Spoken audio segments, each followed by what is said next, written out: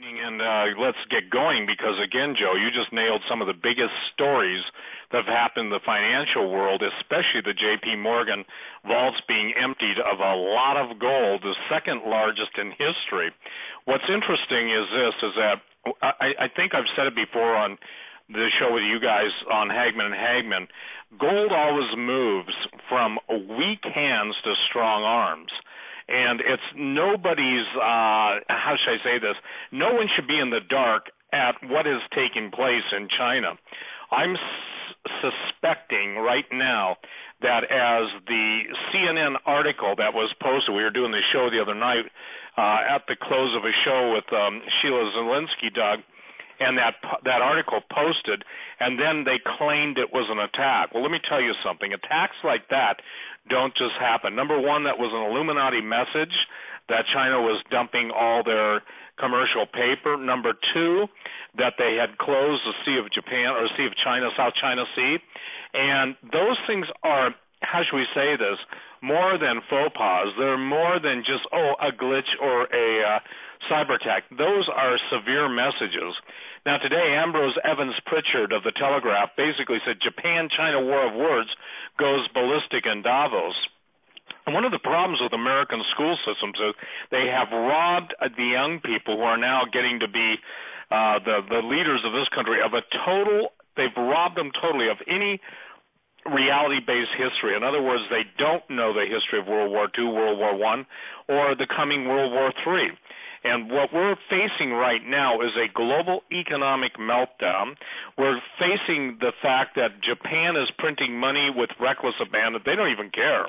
The United States printing money with reckless abandon. They don't even care.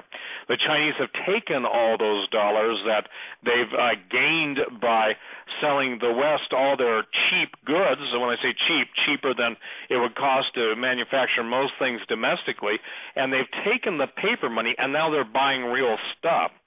One of the questions I get asked all the time, should I pay off my mortgage or should I basically use the money to continue my debt service and buy items I'm going to need? The answer that I will always give is the same. You probably don't know who owns your mortgage. So therefore, paying it off won't even guarantee that you get clear title. Well, they said I'll get clear title. Yeah, they say that. But when the holder of last resort moves, and we've had case after case after case throughout the country, I mean, thousands of cases where people thought they had paid off their mortgage only to find out that it had been sold to another party and the original party never paid off the ultimate holder of last record. So we're talking tonight about World War III. I know V is he on now? Yes, V is with Doug? us. V is with us. I'm sorry, Joe. Yeah, I think we better get right into the matter of what the topic is tonight because, again, we've just had a very severe alert and warning over the Super Bowl. We're seeing false flags. We're hearing about the poisoning, a, quote, exercise to poison the food in February after the Super Bowl. That's what Doug had warned everybody. He's concerned for that period after the Super Bowl. But I think what V will lay out, and I'll go silent, V, until you want to hand it back, but you need to understand what's at play here. The death of the dollar, the petrodollar, when America's dollar dies, so does our place in the world. So we're going to fight like mad. We're going to stir up as much revolution in the Ukraine as we can. We're going to stir the stuff. And one guy, Doug, and I'll put this politely, sent me an email, publisher, saying, the stuff has hit the fan. He said it's time to duck and dig in. And you'd know the publisher, but I'm not at liberty to tell him. Very well known. So the point is that we're on the verge of World War III, the economic collapse, and even in normal times when gold would sell off, when the stock market would sell off 300 points, we should have seen gold go down. It didn't, and that's what put a kibosh or put a break to the idea of selling gold short. There's a huge gold short out there, meaning people are betting it's going to go down. My guess is China and India are calling the United States and the manipulators bluff, and I think it's only going to get worse. So I'm going to turn it over to V, and V, lay this out so people can understand that if ever you and I have been on a show at any time and period, tonight is most perilous that we've ever done a show together in light of the breaking news. Go ahead. Amen. Absolutely. This is probably going to be the most important show that we have ever did, and I don't take that lightly. You know, over the past, I believe in June of 2012, I remember writing an article and giving it over to Steve, and I think that was one of our first communiques. And I put it out there saying that the euro was an unofficially collapsed currency, and you see the over almost 2 years later how that's being played out because the currency is dead. Folks, the dollar is unofficially, it's dead. It's worthless, okay? And what we're seeing right now is so critical. It's so important because the things that are transpiring is the absolute full onslaught and bombardment by the Anglo-American banking system in order to maintain the petrodollar supremacy. Now, today, I had a very, very important contact, a very important source that I was communicating with. The gentleman is my mentor, the man who has taken me under his wings, showing me the ropes. And when I say highest-level source, folks, I'm talking about a gentleman who goes to the Senate and tells these guys what to do. That's how powerful and influential this gentleman is. He's well in age now. I mean, when this guy was in his prime, he retired at 33 or 34 years of age. Top player. And in no uncertain terms, because I was seeing so many things occur over the course of the last year or so of 2013, following the events, and then up, especially past the fall, past the whole Syria debacle on September 23rd, where the U.S. went packing. And I said to him, I see a lot of this pattern here, and is what I'm seeing correct? And he looked at me, and he said in no uncertain terms, very seriously, very sternly, he said, we're going to go to war. And I said, okay, what do you mean by that? I know we're going to go to war, but how bad? What are we going after? And folks, what they're doing right now, because of what the Chinese, the Indians, the Russians, many countries in the East have done in grabbing hard assets, in getting away from the paper market, getting away from the manipulation of the West. What they've done is really expose the banksters' weakness. And what the gentleman told me, he said, V, we're not going to let this go. He said, do you think for 1 second we're going to let the Chinese and the Russians have their way with us? Do you think for 1 second the country that we've built up, and he was referring to China, that we've built up, we're going to allow that dog to bite our hand?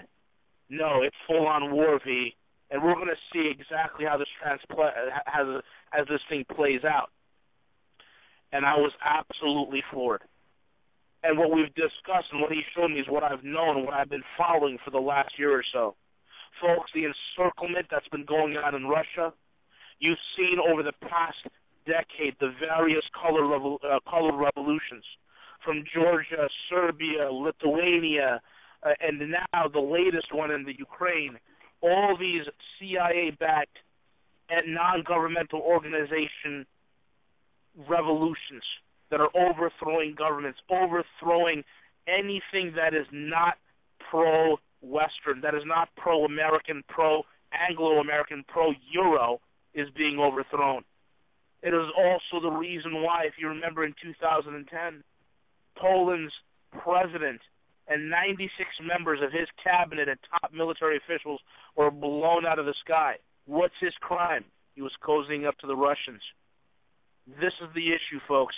You see the encirclement, and I'm going to talk about it later in the show, of what's happening with China. Why is China all of a sudden getting so very bellicose? Oftentimes you hear on the news, China says, prepare for war. And you're wondering, well, what the heck did we do to make China think that? I'm going to describe to you in detail what we're doing. And this is going to be interesting because the power play that the East was doing, especially Brazil, Russia, India, and China, and South Africa, was to create the BRICS Bank. And the BRICS Bank only exists on paper. It hasn't been come to fruition yet. And the threat of a gold-backed trade note, That is a threat to the SDR and what the West wants to play. And we're going to see how there's going to be a total clash that's going to bring about a much larger war. And it doesn't look good. Steve, you want to add? Well, I think that it's obvious that all war is nothing more than an economic policy of haves wanting to maintain what they have or coveting what their neighbor has, whether it's energy, minerals, whatever. Now, it's important, too, I think, that people understand tonight, Doug and Joe, that I used to make this statement, I think I can even maybe attenuate a little bit. You watch the war of words heating up, and when you start to see the emotions basically get to a certain point, in other words, building to a crescendo, you know that there's going to be a test of somebody's will. We've obviously seen the overflights of the Chinese challenging the Japanese, the U.S. being in effect challenged. But we've got more going on here behind the scenes that most people don't understand. And that's simply this, that the elite, and I want to drive this point home, and the Illuminati, they want global war. In other words, the power brokers aren't looking at preventing it. The power brokers are initiating it. And V, is it correct to say that's what your high-ranking friend, your mentor, was telling you? If you think, when he said if you think, that sounds to me like a statement, we're not going to let him get away with it. Is that a correct statement? Absolutely. You know, he said in a very demeaning, racial kind of way.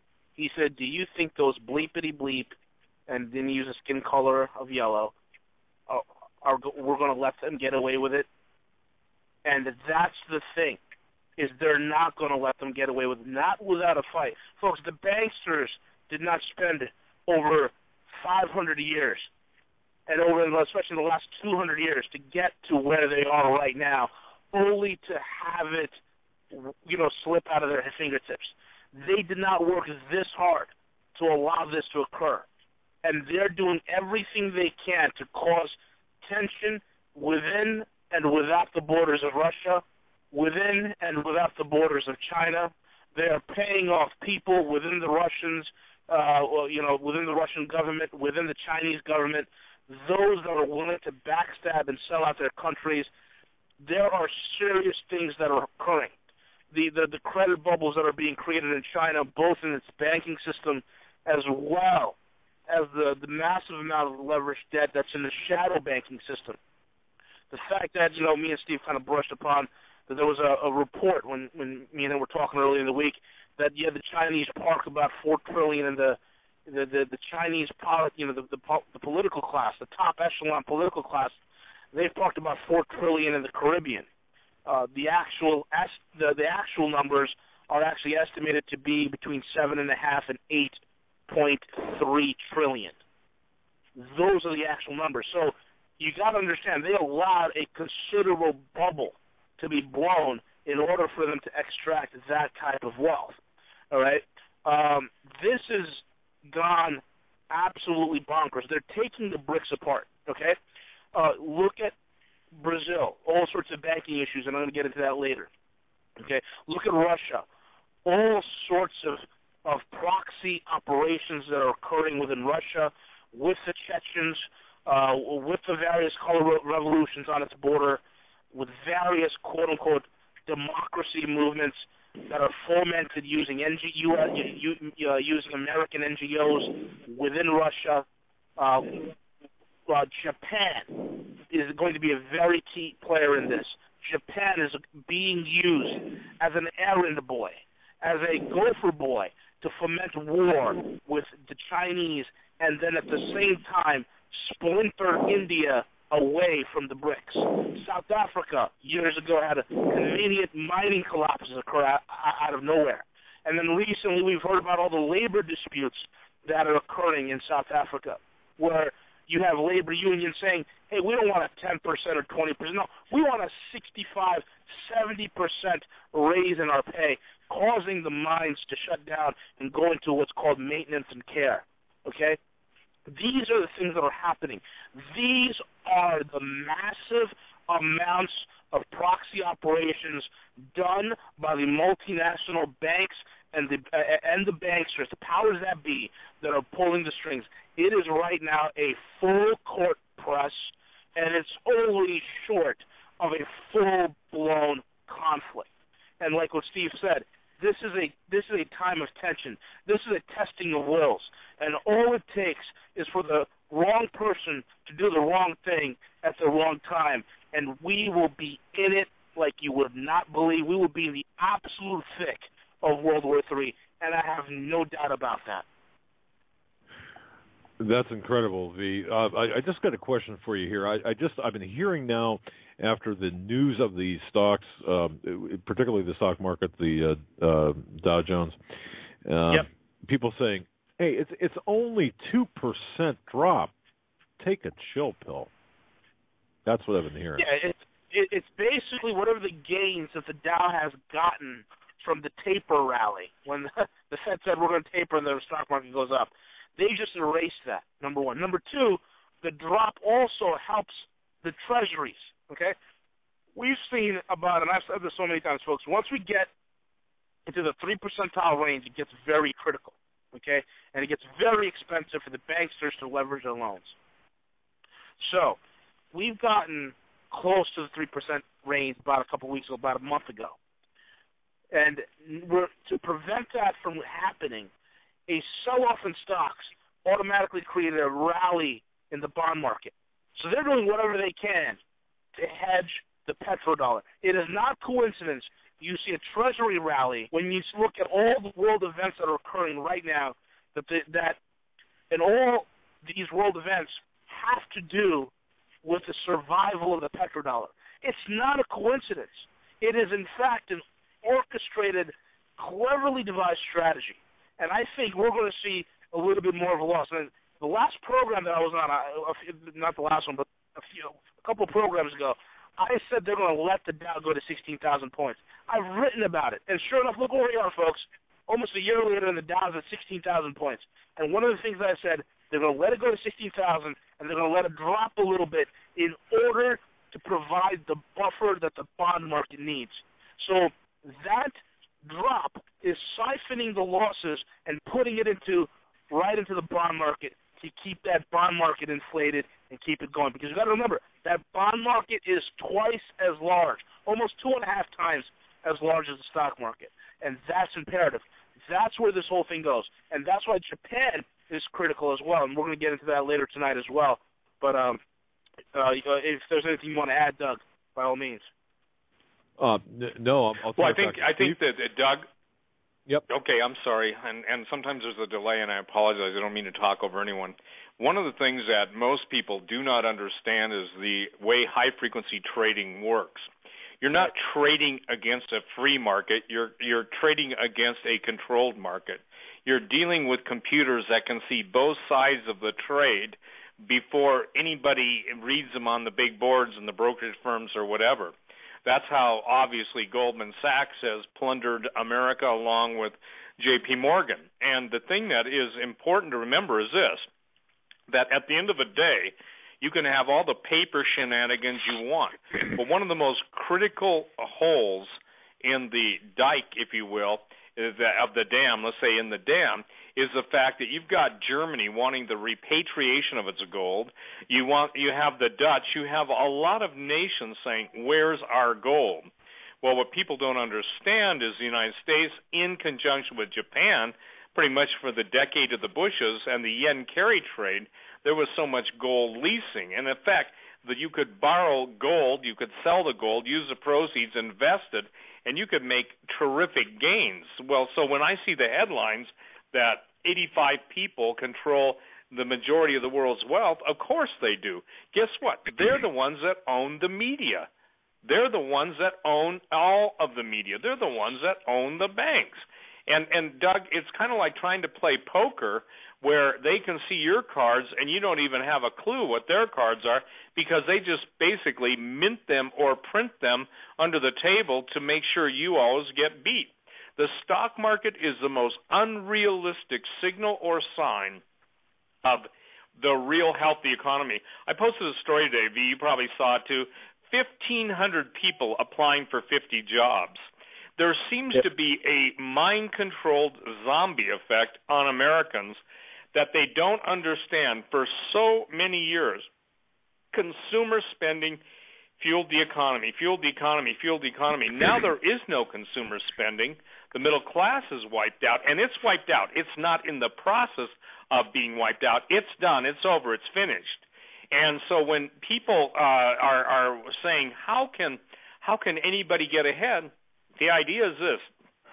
10 years ago, when midway through talk radioville, and when I started 20 years ago, the point is I made this statement. I said China and India will be built up economically so that they ultimately will have a middle class built. Ours will be destroyed so that the bankers can offer them credit cards and charge 2.3 billion people interest instead of 100 million. And that's exactly what's going on. And what V said is accurate.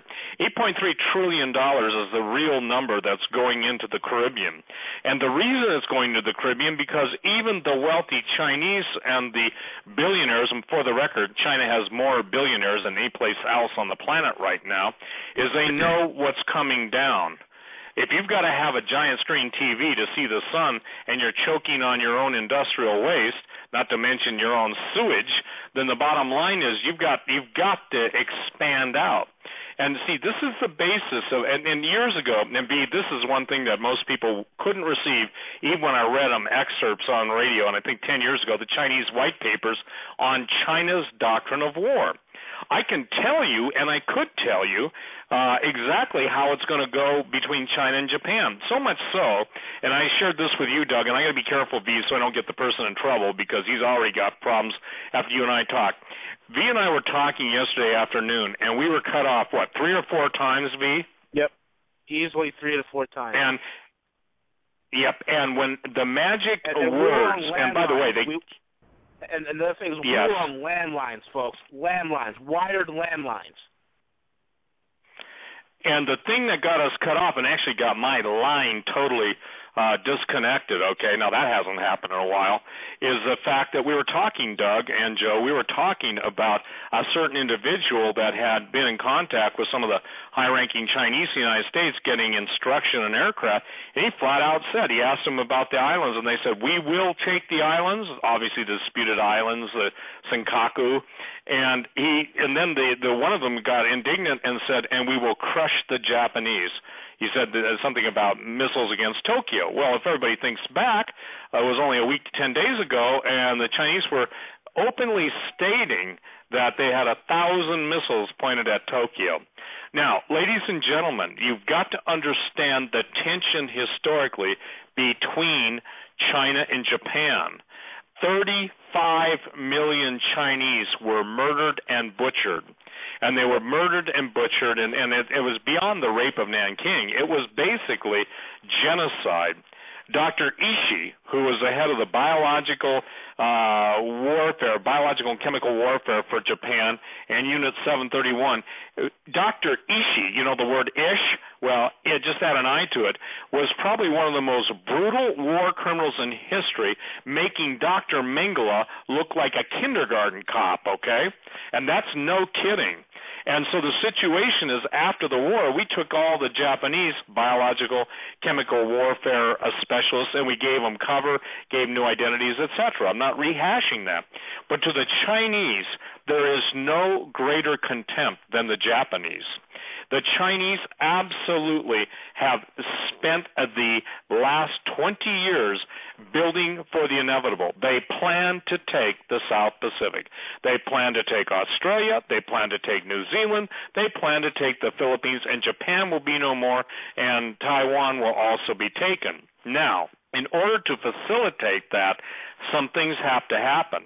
And as V and I were talking about this on the phone yesterday, I'm getting back to that, 4 times within 10 minutes, and the whole subject that got us cut off was the coming war between China and Japan. And it wasn't, and look, you guys, this is in real time. This is not make-believe because, oh, gee, we had a storm. We had bright blue skies in Bozeman, so there was no issues there. And it was especially cut off when we started mentioning the place they were training, which I won't do that because I don't need to give somebody any more trouble than they already got. But the point is when you've got brave men and women who are risking your life to tell you the truth, don't you think maybe you got bigger issues than watching the Super Bowl? And I want to go on record, V. I'm not a football fan. Doug, you know, and Joe, if you don't know, I have never watched a football game all the way through. Okay? I have never watched a Super Bowl. Now, why am I saying that? Because simply this. I had a friend that was one of the CIA's top men. He was basically a pretty famous guy. I'll just tell his code name. His name was Maverick. They even got a statue to him, I think, in Budapest.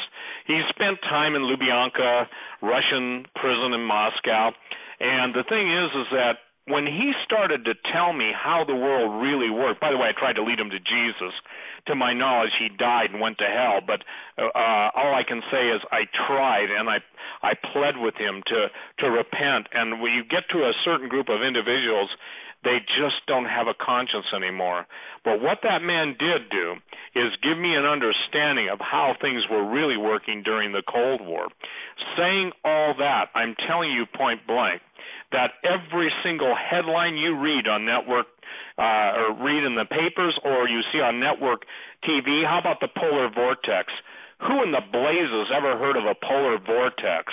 Well, there was a reason for using that word, because a vortex, and if we have a certain friend, Doug, listening in on, the upper part of the continent, and we deal with torsion physics, you're dealing with a whole realm of physics that most people don't know exists. Oh, they can explain torsion effects.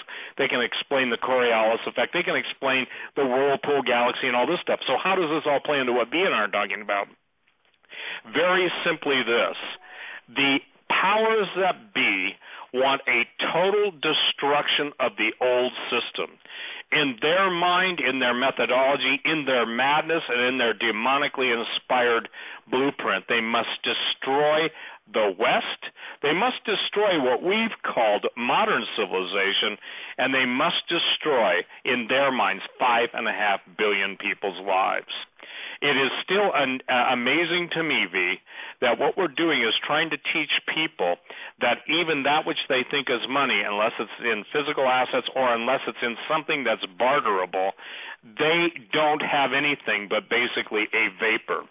And this is why it's important for me. By the way, my Super Bowl advice, you want to be where everyone else isn't. I coined that term, Doug, 20-some years ago. The last place you want to be is in there, and maybe later on the show we can get to V is aware of it, you're aware of it, but let's see, who is it? I'm sorry, in the news. What those guys? I can't think of their name right now. They wrote thank you. Before It's News, they wrote an article based on a letter that was given to them by an insider talking about how they're going to carry out a pre-planned, in-the-making, multi-year terrorist attack and who they're going to blame it on. And so when I sent that to V, he sent me back an email, V, and I'm going to ask you to address this, because based on your high-ranking mentor who taught you what you know, and ladies and gentlemen, again, it's not, and V is a bright guy. I mean, I'm not flattering him, he is. But he can only know the insider's information because he's not in that league unless he's, number one, allowed into it or told what's going on. Same thing with me. It's not what I know. It's who I've known in the past. And once they teach you what to look for, then you can begin to see it. And God bless, Doug, your radio show, because since V and I have been on there, we've been talking to people, and every day I'll get an email saying, now I see what you were talking about. Now I see what V is talking about. That means to me it's working. But V, go ahead. When I sent you that Before It's News article on the Super Bowl and the planned attack from a letter, what was your first thought? My first thought is, number one, I was very concerned about it. Number two, that this could be the actual false flag event, because if they failed at their false flag in Syria, here it comes over here. And that was my biggest concern, because they need some sort of an act. And one of the things that basically my guru has showed me, my mentor, is that these men at the very top will do anything and everything to retain power. That's what this whole thing is about.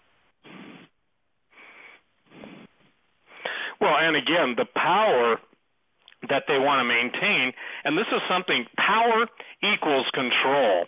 It's total control that they want to exercise over the people. You know, it's just like this. It's trying to teach people what's coming down the pike, and when it comes, their predetermined bias and their pet, if you will, bias will keep them from seeing the steamroller that's going ahead at 100 miles an hour. Doug, in the article that you just wrote, and I think this is a good time to bring it in concerning terrorism, because terrorism is going to, whatever the false flag is going to initiate a set of financial backlashes, plural, that is going to basically, how should I say this, facilitate the desire for more control. Remember this, when they initiate a false flag, the ultimate goal is additional control. Share with the people what you know. Well, Steve and V, here's what I was posed a question, or somebody posed me a question here this past week about the potential for a false flag at the Olympics, and of course, people have to understand Sochi is a waypoint, a hinge point in the longer range strategic plan of Russia. What it comes out down to is this: Putin. Bandar Bush, Bandar bin Sultan visited Putin twice, once in August, once in December of 2013, saying essentially, look, you guys are going to have the Olympics in Sochi. Here's the deal: we can certainly stop or do our best to stop the terrorist attacks that are being threatened up there, but we'll do so only if you stop backing Assad in Syria. Give ISIS, and the name, folks, once again, don't lose track of the, that name is not coincidental, the acronym ISIS for the terrorist group in Al Anbar province. What the Saudis want, and in this case, the Saudis are actually in bed with the United States and, believe it or not, Israel, if you can imagine that geopolitical series of bedfellows. The Saudis, the Israelis, the West in general, under NATO control, want Assad out of the picture. Russia, of course, has strategic and military and economic series very important in a strategic sense for Russia. Warm water military port in Tartus. Well, as we see the run-up to the Olympics, you see the talk about the Black Widows. Folks, it's very difficult to penetrate the ring of security and in and out of Sochi practically on a good day. So, for crying out loud, you would think that the infiltration of any type of Black Widows or external threat from Muslim terrorists into Sochi would be readily caught. Well, at this point, how this whole thing is stacked up is Putin has been given a very good pass, if you will. Putin has got the best of both worlds. If something happens at the Olympics, he can look to the West, look to the Saudis, look to the United States, and say, you know what, Obama, you know what, the West, NATO and all that, you folks are weak, you're indecisive, and you're slow to act against terrorist organizations. We'll take care of it. And, of course, that gives them a free pass to lash out. And we have to remember, Putin's all about stage presence, calculating. He's a geopolitical master. He's playing chess while we're playing the equivalent of second-grade checkers. He's very experienced, and he would capitalize on such an event, emerging really as a John Wayne character. Now, that said, it's very possible that nothing may happen at Sochi, but Sochi nonetheless marks a hinge point. We need to take a look at what's going on after Sochi, when Putin now is unrestrained in his he's looking several moves in advance on the global chessboard. So while the next move might be in Sochi, Putin is actually playing through Sochi and looking at the next move. And the motive is, what's at stake here? And Steve, we and I have talked about this, and V, of course, it's who gets to own the next 500 or 50 to 100 years in terms of economics, in terms of the economy, energy, and such.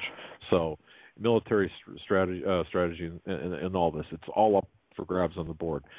I really kind of encapsulated that. That's probably a half-hour discussion, whittled down to about 2 minutes, but that's really what's going on. So we could possibly see false flags in Sochi, or a real thing in Sochi by Putin looking the other way, sticking it to the West in that fashion, coming out looking like a hero, and in fact having us holding the bag for all of this. Does that make sense? Absolutely. Go ahead, V. No, Doug is absolutely right. There's a lot of things that I want people to understand that are hinging. There's a lot of hinge points. Putin's his position, if I were to be a betting man and I were to say to myself, what's Vladimir thinking right now? Well, there is a full onslaught against the BRICS by the Western banking cartels. Okay, and that onslaught, folks, hinges on a few things. Number one, we have the Chinese and the Japanese situation.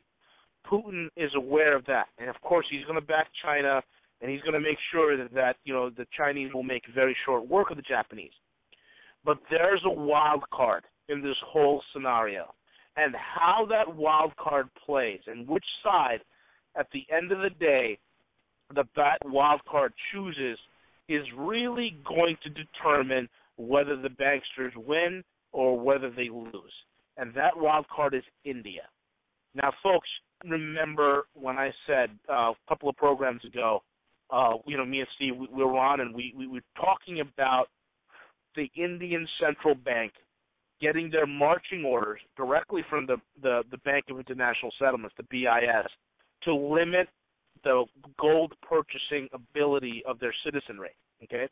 And we went out and talked about a burgeoning black market in gold that was happening in India, where the government says, hey, you know what, we're going to have to limit your gold purchase, and now we see this massive black market that's happening where people are literally smuggling in gold, and that gold buying hasn't ceased.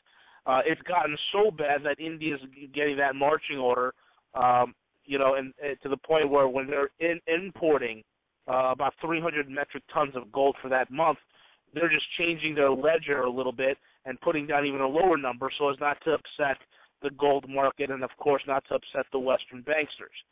Now, why is India doing this? Well, it's pretty interesting. If you remember in 2007, George W. Bush went over to India and he basically ended the sanctions. Now, I don't know if some of you knew this, but there were sanctions that were against India that lasted about 40 years, okay? Because in 1974, I believe, May the 16th, India detonated its first atomic bomb. Since then, they've been under sanctions because they violated the UN Non-Proliferation Treaty, okay? So Bush came into 2007 and forgave them of that and got rid of all the sanctions. Oh, happy day. But we know that once you make a deal with the devil, there's always a caveat. So what was the caveat? Well, the caveat was this. We'll end those sanctions only if you and I will get involved in joint military exercises, only if we share intelligence together, only if you will allow me to have access to your ports, access to your waters, access to some of the resources that you have. We'll open you up a little bit more for Western investment. And sure enough, Manmohan Singh, the Prime Minister of India at that time, signed off on it, thought it was a great idea.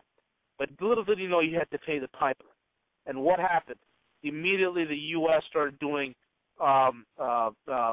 joint military exercises that all of a sudden the Chinese, now folks, I don't know if you guys realize this, but India and China fought a war in 1963, okay?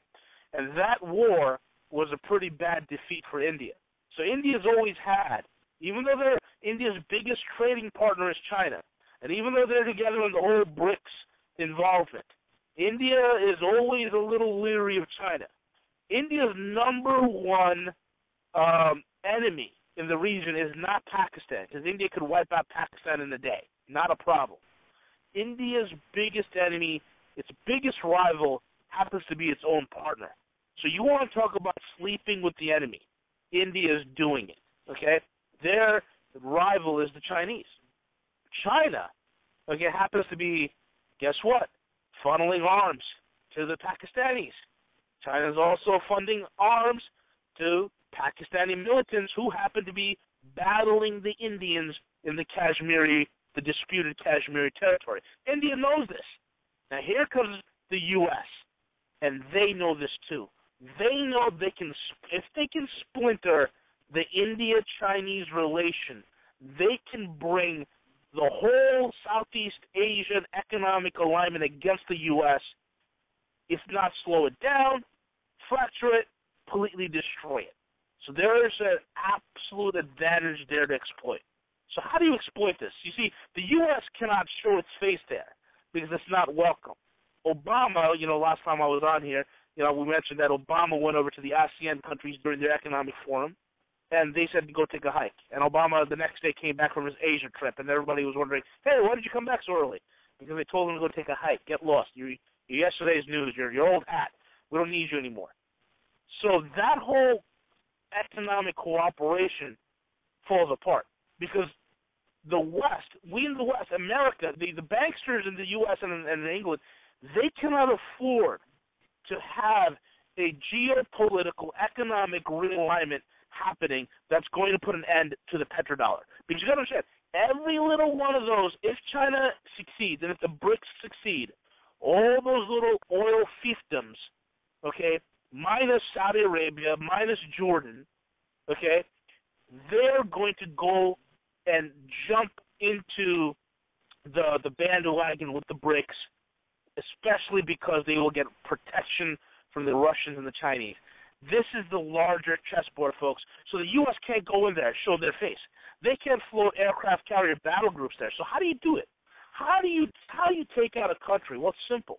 You do it covertly. You do it through, and who's the front man? Who's the mob boss that they've put in to bring this whole thing through? Well, it's none other than our faithful friend Shinzo Abe, the Prime Minister of Japan. He's been given the lead to broker this new war and create the tension, folks. And if you guys remember what I said back in my January of 2013, first time I was on the Hagmans, I said Shinzo Abe is going to lead Japan into a war because all Keynesian economics either end in collapse or war, and that's where we're going to head. And look at where we are today, folks. I got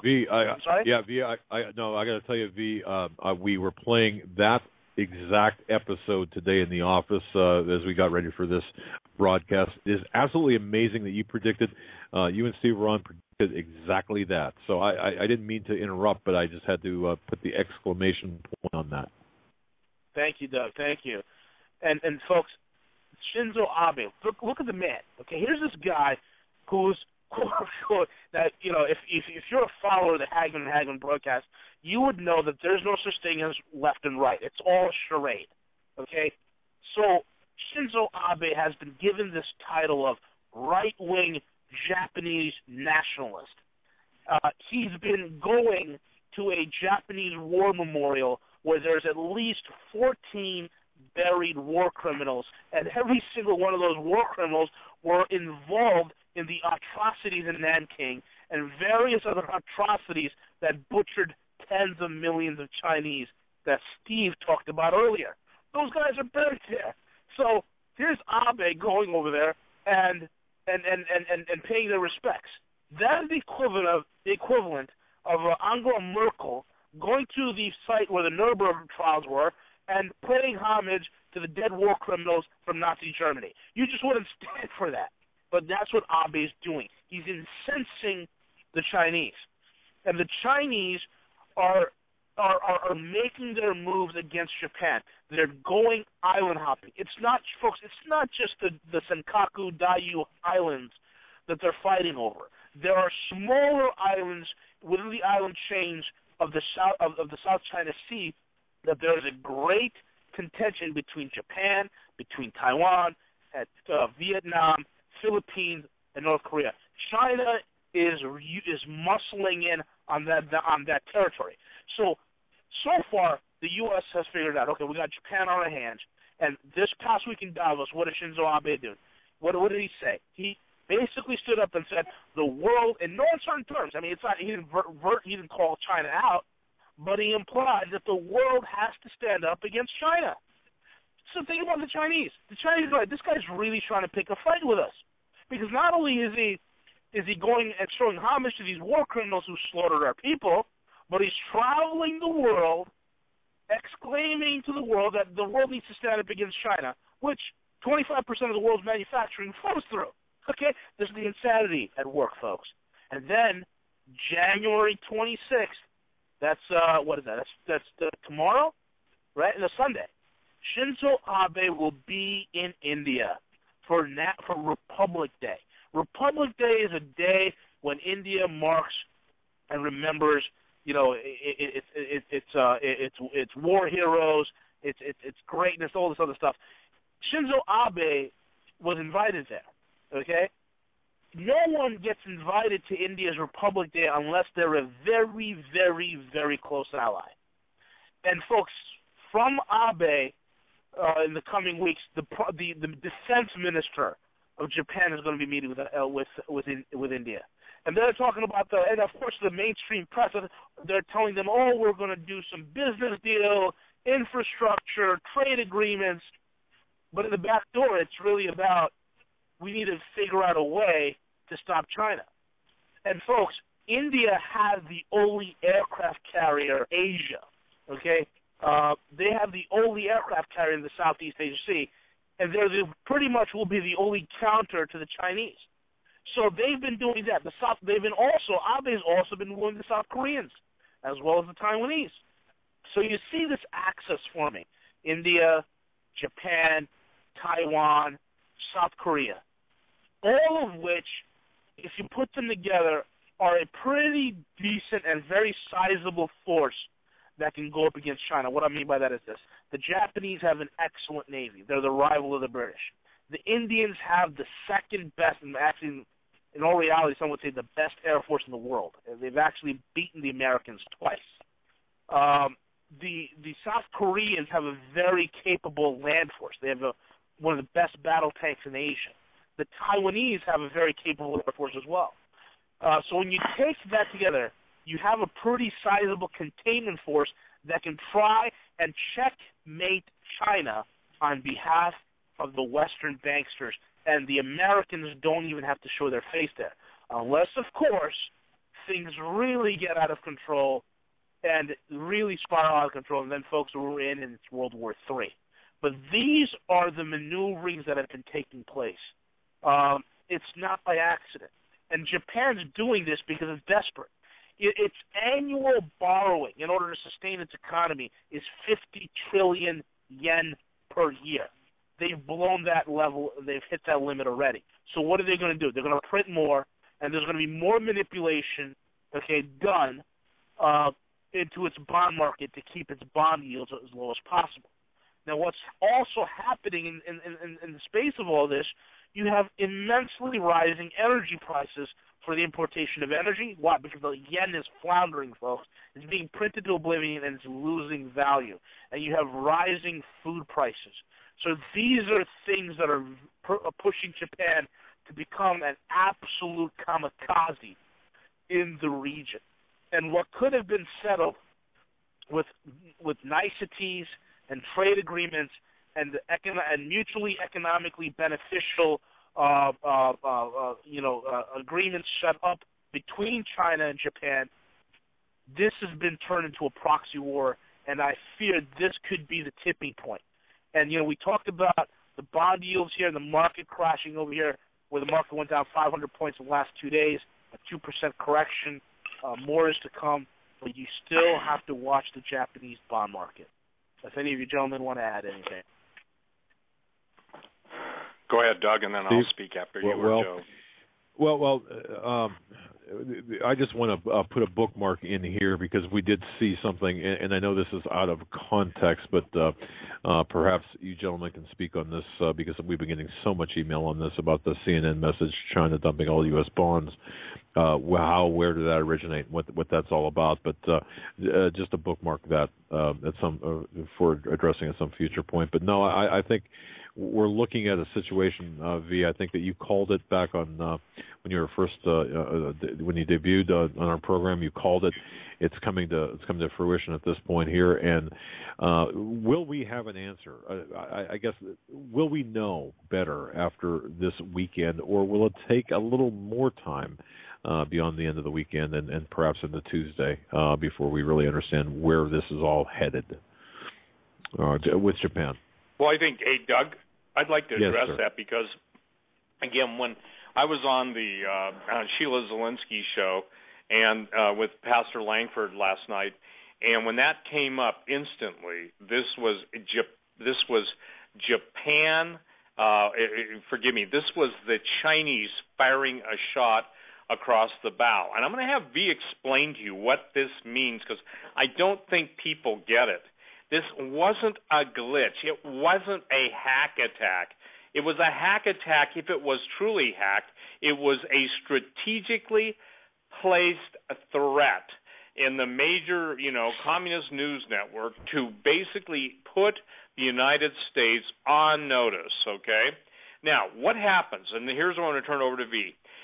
The disconnect in America is they don't understand the, if you will, the mutual buoying of the Japanese carry trade / yen printing. That they don't understand how important it is for the United States to use Japan as its proxy, both in taking on China, but also in supporting our finances that we basically set up through the Bank of Japan and the whole country of Japan, the yen carry trade. I don't think I have ever heard anybody except you and I talk about the ancillary debt that's out there that was created to the yen carry trade, and then with all the gold leasing and none of the nations having their gold. You see, I don't know if people understand what this means, but basically the rest of the world is going to look at the United States as, skull and bones. You better believe it. The pirates never disappeared. They just all ran for politics in Washington. So I want you to, if you will, explain to people what that means when the Chinese dump everything they possess on the market. They can absorb it due to their tremendous foreign reserves. Can you paint a picture for people? Because I'm telling you, brother, it is almost impossible to get people to understand the interrelationship or the correlation between the Japanese economy, the U.S. economy, and that the Chinese have been buying our debt, and then, if you will, address all the secret deals we've given to the Chinese in order for them to continue to buy our debt. Absolutely. The failure that people don't understand how global systems are set up. We often hear in Wall Street and in the financial sense over here that J.P. Morgan does the Fed's dirty work. Well, that's on a national level within a given economic sector. When you look at an international level, there are certain countries and governments that the U.S. has set up to do its dirty work. Two of those nations, especially in the Asia region, that does the dirty work for the U.S. is actually, number one, Japan, two, South Korea. Okay, they are involved in various money laundering operations. That's both in South Korea, and I verified that through my sources, as well as Japan. Both these countries are designed to make sure that the dollar hegemony continues, especially Japan. Japan is the second largest bond market in the world. Okay, and they are so integral to the current system and the current global economy that if anything were to happen, it would cause such a systemic failure all over the United States, the Middle East, Europe, and pretty much the entire banking world. That's how critical Japan is. The way Japan goes, so do we, is the same. If Japan goes down, we go down. And this is not, we're not talking about a deflationary economic period. We're not talking about anything like that, folks. We're talking about a complete total collapse, and that's exactly where Japan is at. They are over 200 and I believe 250% astronomical. Okay, they're in far worse condition than Greece. They have huge inflationary problems, and when they lie to you and tell you, oh yeah, the inflation's close to 2%, everything's fine, it's really not. Energy prices are going through the roof. Food prices are going through the roof. Savings rates of the Japanese people are being depleted. That great post-World War II generation that was in Japan, Japan's baby boomers, they're either retiring or dying, or they're already dead. The younger generation in Japan is similar to the U.S. generation. They're brain dead, they're hooked on technology, they're lazy. And so this is a big, big problem Japan is having. And Japan, they do the dirty work, especially for the dollar in the Japanese yen carry trade, in the forex. They are the gopher boys. They are the sheeps for the slaughter that America will use, and in order to broker a much larger war within that region. There's no doubt about it, and that's what people fail to understand. This is not, we all hear the word, oh, we're an interconnected global economy, but people fail to understand that somehow if one country fails, a country that's as big as Japan economically fails, that it somehow doesn't affect us. Folks, we're all globally interconnected. So if Japan fails, we fail. Now, the whole thing with the Chinese, I quickly heard from news sources trying to cover things up, saying, "Oh, that was probably the Free Syrian Army." Let me tell you, the Free Syrian Army has no interest in posting a story saying that the Chinese dumped the entire U.S. Treasury bond market, the entire U.S. bond onto the market. They have no interest in doing that. What this was is definitely a clear warning shot from China. Folks, you have been hearing the warnings from the Chinese for a while. Prepare for a war with the U.S. You've heard one of their top admirals. Prepare for war with the U.S. You've heard one of their top generals talk about it. They've given you news clips showing you West Coast cities being nuked, military targets being nuked on a TV screen on their own national state-run news media. They've bragged about their new H-6K bomber, which is based on the 1956 Russian Badger bomber. And that bomber was redesigned and retrofitted with new technology to become a cruise missile platform. A platform for what? Firing cruise missiles. What type of cruise missiles? Well, you've just heard last week that China just tested their new hypersonic missile designed to kill carriers. And this plane could also reach U.S. shores, get close to the U.S. waters, fire off these cruise missiles that can hit U.S. targets. I mean, look at the preparations that are taking place is tremendous. And I'm telling you right now, before China hits the button to take out the U.S., before they do that, they will dump all their treasury holdings, and they can do that. Folks, we're talking about, there's a $23 trillion credit bubble in China. There's all sorts of bubbles. Well, look, I've said it months ago. China knew that they will have to blow bubbles to eventually beat the U.S. at their own game, okay? Even in the shadow banking sector, there are bubbles there are issues there. But the beauty of the Chinese issues, especially the shadow banking, the beauty of it is this. When something goes bust in the shadow banking industry in China, those toxic assets are quickly purged from the system. Okay? Things are taken care of. People get paid, assets are taken, and the books are wiped clean. In other words, the system is purged the way it's supposed to be purged. Whereas over here, when something happens, there's a bailout and there's a stimulus, and all the toxicity just not only stays in the system, but grows exponentially. Whereas in China, it's purged. So even there's bubbles in the shadow banking system, that's okay. Why? Well, you're talking about the largest, most liquid foreign market in the world, number one. Number two, you're talking about a country that has more hard assets than anyone in the world. Folks, let me ask you this. If you're still thinking, hey, should I buy gold? Is gold a good investment? If the Chinese are buying it, don't you think you should? And that's the thing, folks. They can absorb, because of the liquidity and the amount of hard assets, they can absorb a dollar dump. Like I said, they don't need us. And I said that multiple times. People need to understand that China does not need U.S. anymore to buy their cheap junk. They've done that the last decade or so in order to siphon as much dollars from our country into theirs, and then on top of that use our dollars to buy infrastructure, to build their military, to carve up Africa, to do all sorts of backroom deals that need to get done all over the world in order for them to prosper.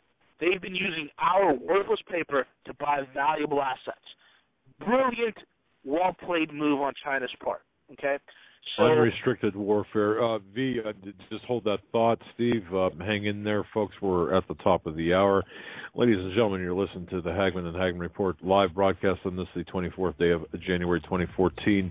Doug Hagman, Joe Hagman together. We are the Hagman and Hagman Report. Two very special, very important guests. Steve Quayle, stevequayle.com. The Guerrilla Economist, roguemoney.net. Two of my favorite people. We'll be right back after this. Perhaps after we get back, V can comment on whether we should keep our money in our 401ks.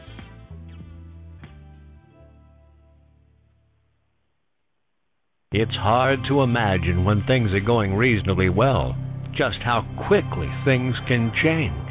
But what would it take? Economic collapse? Massive crop failure? Chemical or biological attack? So many situations could find you in the grocery looking to pick up food for your family only to find that the shelves are empty. There's nothing. Don't let that happen. Act today to make sure that if it ever comes to that, you and your family will be provided for. Visit freezedryguy.com to look at the wide variety of survival foods available. Freeze-dried foods from the Freeze Dry Guy store longer, rehydrate faster, are nutritionally superior to, and taste better than any other long-term storage food available. Visit freezedryguy.com or call toll-free 866-404-3663. freezedryguy.com. Hi folks, Doug Hagman here. You might know me as the co-host from the Hagman and Hagman Report, or as a frequent guest on Coast to Coast AM with George Norrie. If you're like me, you're tired and confused over today's headlines. You just don't know where to turn for accurate, concise information about really what's going on, what's truly going on in today's society. If you don't know where to turn for accurate, well-researched, and properly vetted news, I've got a suggestion. In fact, it's a requirement. Bookmark Canada Free Press. That's CanadaFreePress.com on the internet. It's just not for Canada. It's for news across the world. Judy McLeod, founding editor, has put together a vast array of talented writers like Kelly O'Connell, Daniel Greenfield, Dr. Eilena Johnson-Powell, a lot of guest columnists, very talented writers. Folks, that's Canada Free Press at CanadaFreePress.com. Now mobile friendly. Follow on Facebook, because without America, there is no free world. You want answers? I think I'm entitled. You want answers? I want the truth. You can't handle the truth. Intelligence.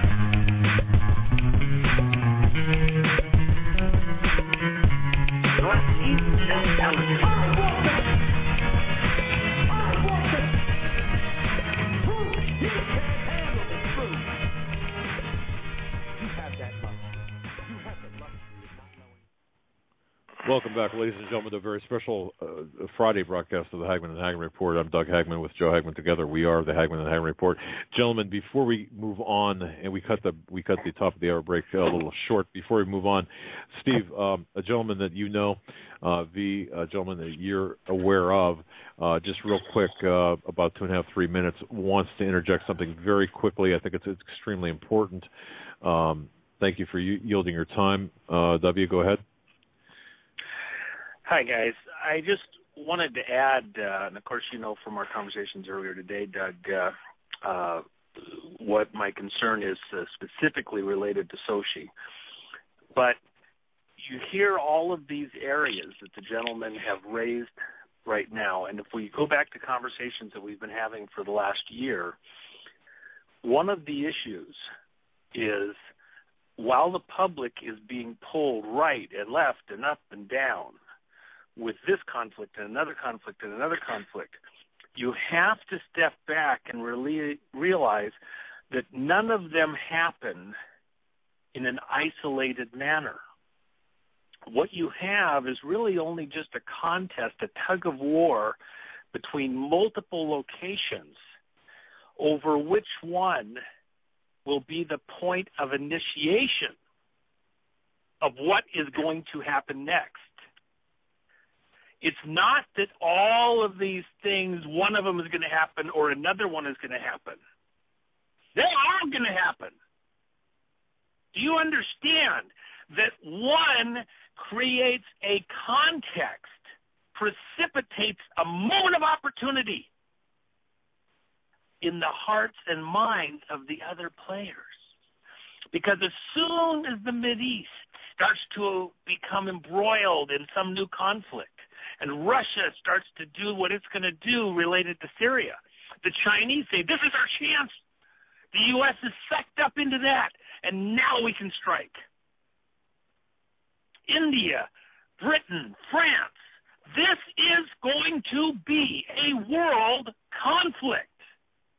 But it starts most likely in the context related to Syria and what Putin must do, because he is going to be on the ropes. Those riots occurring across Russia are very serious. The economic situation there is at a precipice. And his one way out, his one moment when he will be justified, in his eyes he can make an image for the whole world that he's justified to do what he has to do, is that moment. All of these things are building up.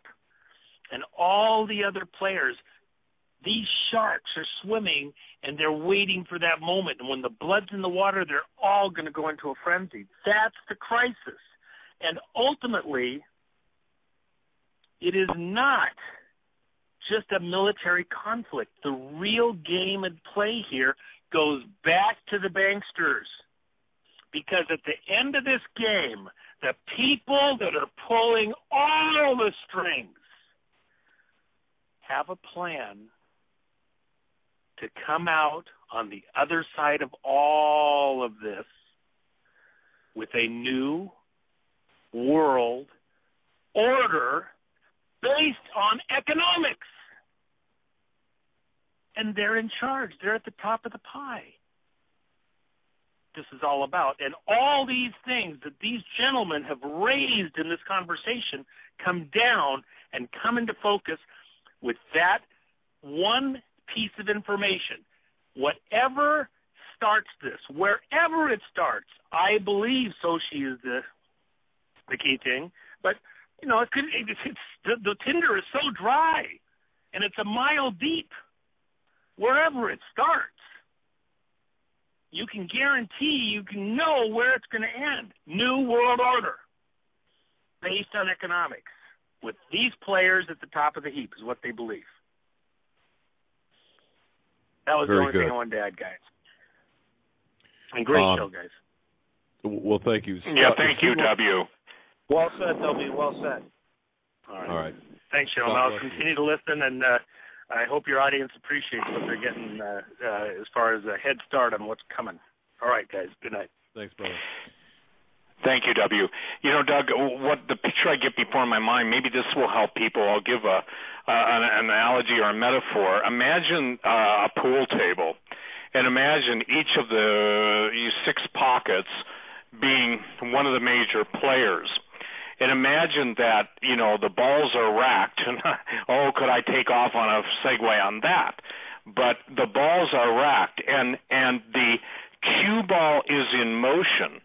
But even though a skilled player knows the predictability of his different shots, whether it's a bank shot or breaking the whatever you call it, I'm not excuse me, I'm not a pool player, but breaking the triangular shaped group of balls. The bottom line is you have reciprocal effects, and this is something that I think I'll sign it. A great statement from the international bankers themselves. They make more in one day of war than a year of peace. They already own everything, or forgive me, just about everything. They want to own it all. And at the end of the day, it takes money to fight wars. It takes money to pay off terrorists. It takes money to buy bombs. It takes money to build aircraft carriers. And these guys are master supernatural chess players. Now, I want to bring something into this. The supernatural element of the game board is being orchestrated by entities that have had almost an eternity of an existence. I'm not talking about human beings. The human beings are merely the pawns. But the way this is going to play out is I would say this, the best way to say it is imagine that the rack has been broken by the cue ball. In other words, the balls on the pool table are all in motion. But that pool table, if it were to experience an earthquake, will shift the pool table to whatever degree on the horizontal, most likely the horizontal axis, either east or west, north or south. But the point is that tilt of the pool table or even a pinball machine will determine ultimately what goes through the gates or what goes into the pockets. Let me say this. In this game of global financial pool, all the pockets are owned by the bankers. So what W was saying is critical. The flashpoint, is that point at which a material reaches flammability. It gets to a certain temperature and it basically catches fire. What V has done so remarkably is over the year he's been on this show with us, Doug, you, me, the times you've had us, thank you, Joe, thank you, Doug, is laid it out ahead of time. But there's another aspect. When you get the different factions of the bankers, and you get into the words of Jesus, a house divided against itself cannot stand. And the banker's house, whether it's a house of Rothschild, the Rockefellers, or the de Medicis. The de Medicis, when they started the whole, if you will, pawn broker business, they used to hang the pawn balls out on the street. So when people saw the balls, and I think there's a reason for that, they knew that that's where they could go and borrow money or leave their gold to have gold certificates that they're going to travel to get paid in another country. Well, the thing is right now is, again, pun intended, but all the balls are in motion. Vladimir Putin is a master strategic player. When you're dealing with the Chinese, I was looking at the history of China. Most people don't understand this, but there were times in China's own history where the population was taken to 10% under one of the dynasties. In other words, there was 50 to 60 million people, and the emperor slew all but 7 million. So the point that I'm trying to make in all this is when it comes to the global slaughter, the plan is for the plunder of the planet, and people are simply just in the way. When it's critical here's the issue that's so frustrating to me, and V, you can certainly we're sitting here telling you about the global players, their motives, their catalyst, how it's playing out. W just called in to tell you that we're at, if you will, it's like watching every forest on the planet, and the wind is blowing, and the temperature is rising, and the thing is that at any point it's going to break out. Well, these guys aren't dumb. They'll initiate it, whether it's obviously the assassination of Archduke Ferdinand, World War I. And I was, this is just something I was thinking about today in V2. I was thinking, who would be the most important person to be assassinated at this time? And I don't actually have a thought on who I think it would be at this point, but the issue is that what assassination would bring this on as quickly, and does there even need to be an assassination? V, do you want to answer that? Because look, they need now this spark.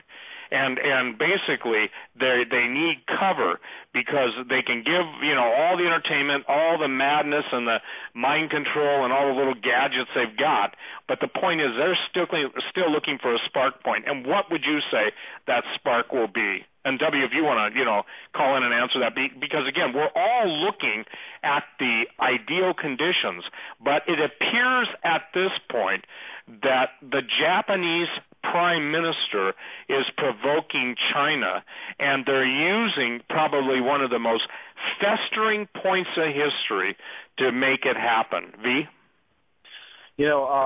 Back in, I believe, the September or October show, I said that the September 23rd Syria debacle, the false flag that fizzled, that sent the U.S. out of the region, and that basically ensured Vladimir Putin as a serious player on the global scale. I mean, he always has been, but that was his shining moment. That was the moment that kind of cemented it for him. And I said something back then. I said, they're going to try something again. They will be back.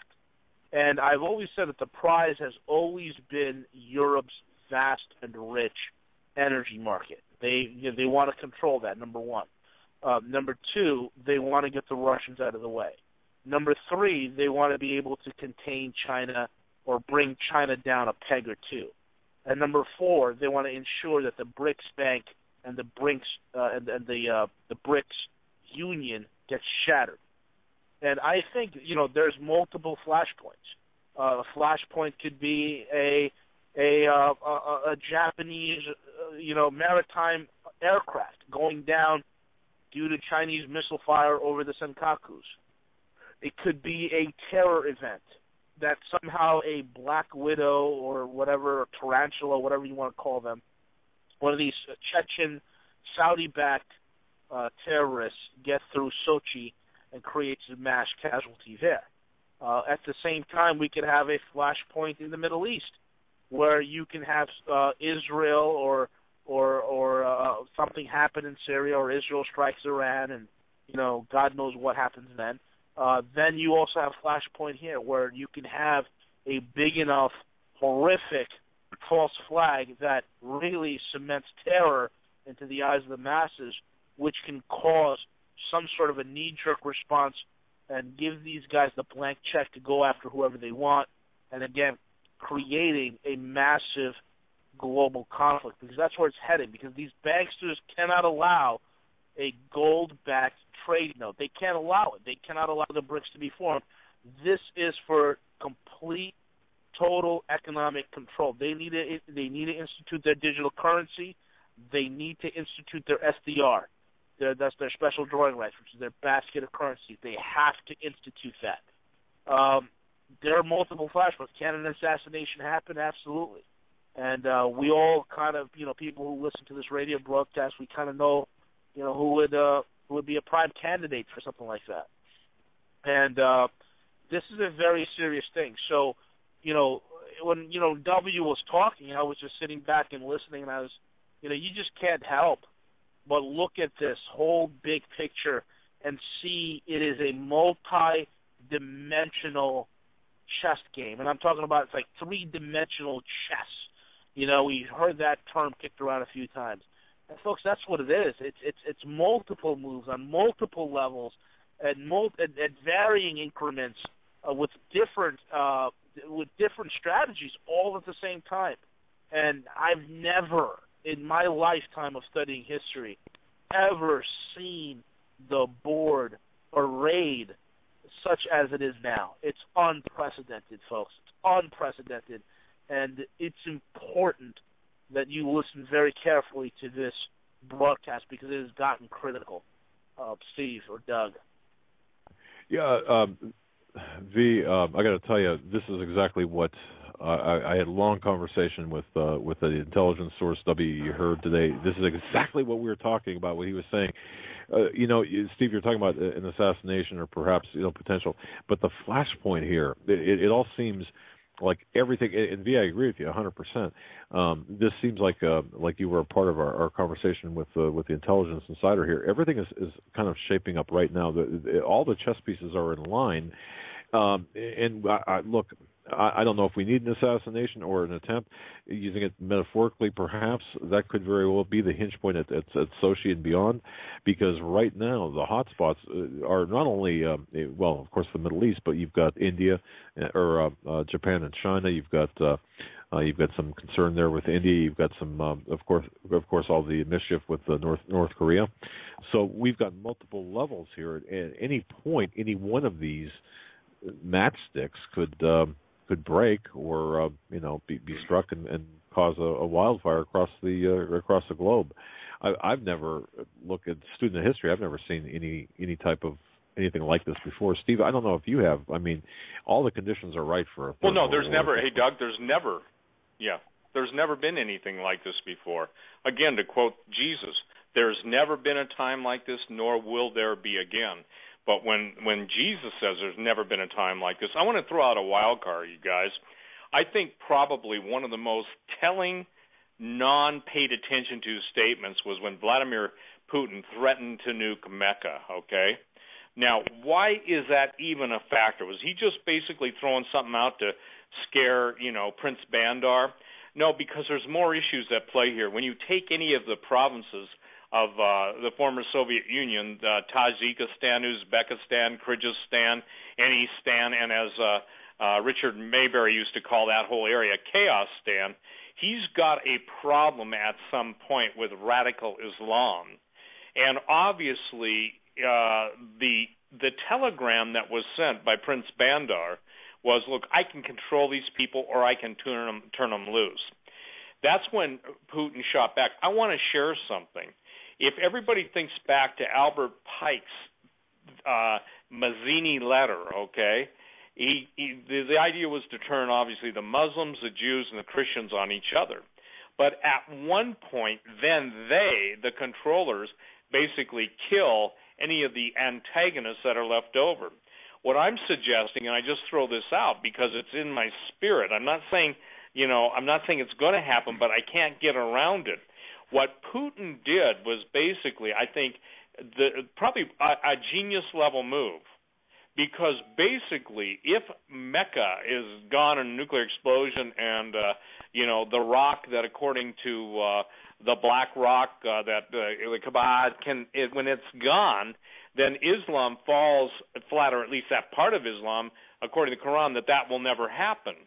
So what I'm saying, Doug, W and V, is the fact that at that point he secures his territories, and it leaves him free to use his proxies, whether it's whoever prepositioned wherever, but at some point he knows he has to deal with it. So I think basically in the three-dimensional chess game, I think, we'll watch, obviously, China and Japan have something and go at it. We'll watch the events escalate as terrorism hits the Russians, and as terrorism hits the Russians, and it's traced back to any of the Muslim surrounding countries, I think that's when you'll expect him to move. And somebody said, well, he can't do that. He'd infuriate the whole Muslim world. Not only would he not only infuriate it, but he would deal with it, where they would have to basically, those who hold to that interpretation of the Quran. So what I'm saying is this, I think it was R.E. McMaster that said basically all religious wars and all political wars are about plunder. And when you're talking about plunder, you're talking about they want your stuff. When you're talking about the Soviet Union, you can't get away from Gazprom, largest natural gas producer in the world. The mineral wealth of Norilsk, the platinum, palladium, diamonds, and most people don't know this, it's not De Beers that controls the diamond industry, it's Russia. When you talk about those who will operate in their own best self-interest, what you see here is this. I think you're seeing a play within a play within a play. Who's the second largest purchaser of gold? Obviously, it's Russia. So the point is that Russia's not stupid. And V, I didn't have a chance to talk to you after yesterday, but when I was talking to the second largest gold distributor in the world today, a guy I've known for, senior president, known for 25, 30 years, maybe as long as I've been in the business, I got a feel for how much physical metal is available through them at any time. And let me just share this. Without new sources coming in, probably $10 to $15 million. That was the platinum, the gold, and the silver. And let's say there's two companies like that. So let's say 30 to 40 million. That's peanuts when you're talking about people who are buying it by the ton.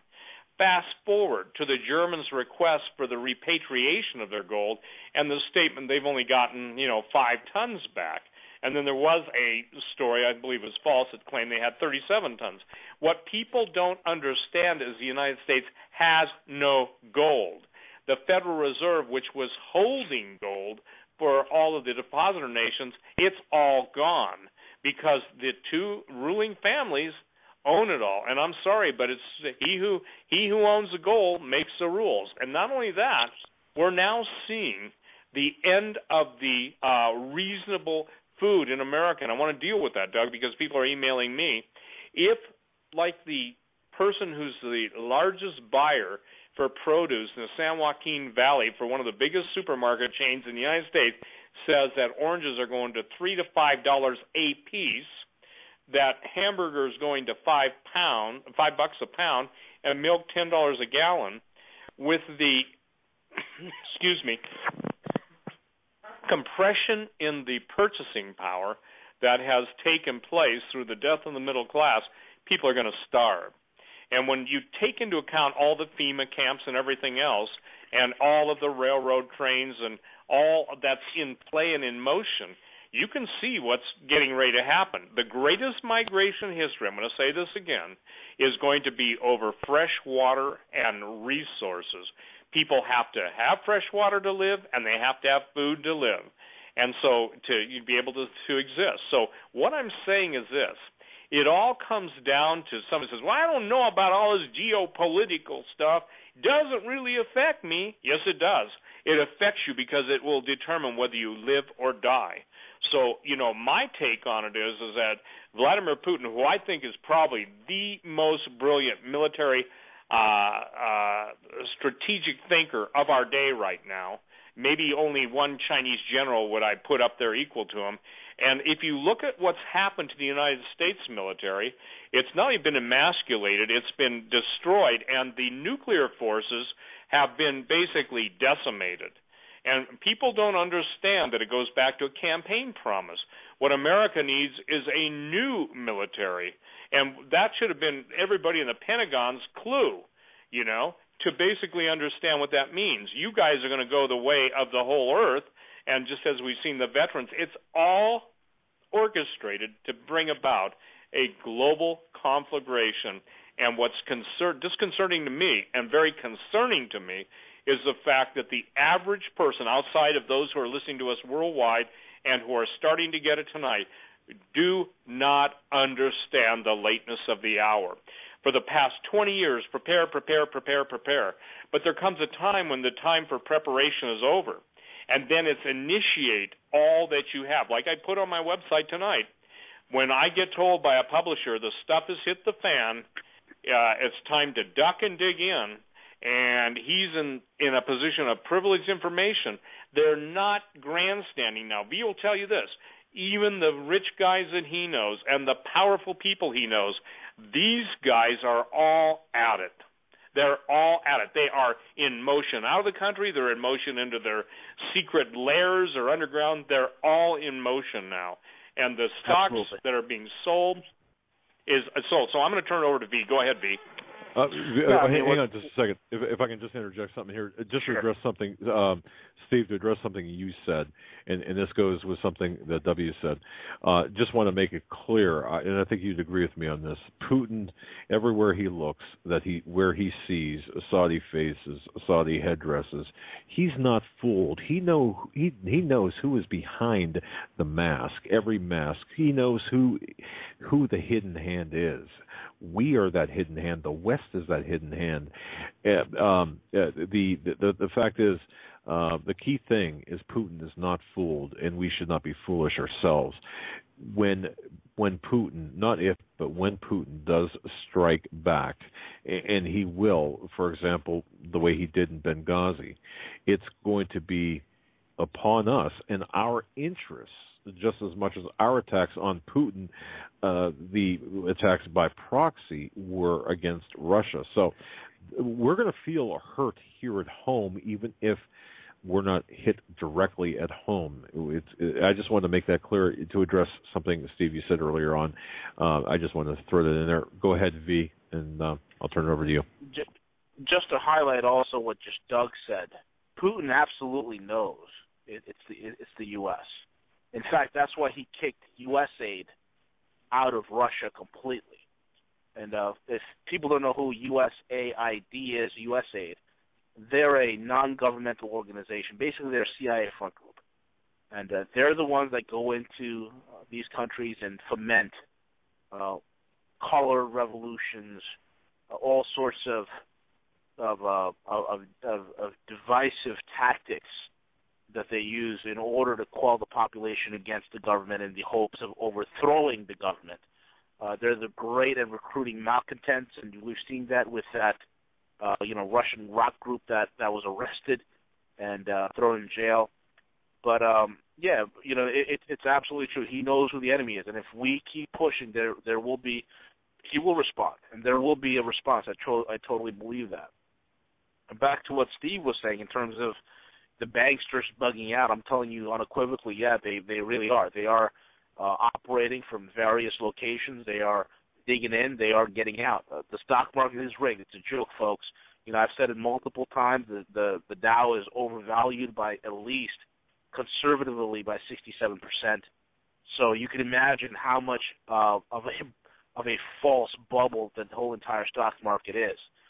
The real players are gone. There's no more gold. Look, I'm not going to continue, and I can't. If you're not buying now, it's too late. When are you going to buy gold? When there's people like, well, Viva, the price of gold went down. I don't care. And I've said that the first day that I've ever came on this broadcast. I don't care. If the price is low, I buy. If it's high, I buy. Why? Simple. Because a false, manipulated market I do not rely upon to indicate to me the real value of a true asset. Once again, I'll say that again. I do not look to a false, manipulated market to dictate to me what the value of a true, real asset is. That's why. If you're not in gold, if you're not in precious metals, it's too late for you. And that window of opportunity is getting closer and closer to closing in on you very quickly. I firmly believe we have this year is going to be pivotal. Anything can happen, and I think going into 2015 is going to be extremely, extremely critical because, look, 2013 we had a lot of things going on. Some guys moved out. We were waiting for an economic collapse. The whole Sears debacle, that was the kickoff point. It didn't happen, but now things are extremely worse now. They've realigned themselves. They've reorchestrated some of the things and plans that they had going in 2013, but they've accelerated it. And now we're seeing, everybody talks about a COMEX default, an LMBA default. These are real now more than ever. I was the one that broke the whole Deutsche Bank story, telling you that every night Deutsche Bank is on the verge of collapse, and it's true, and they are going to go under. That's why Deutsche is out.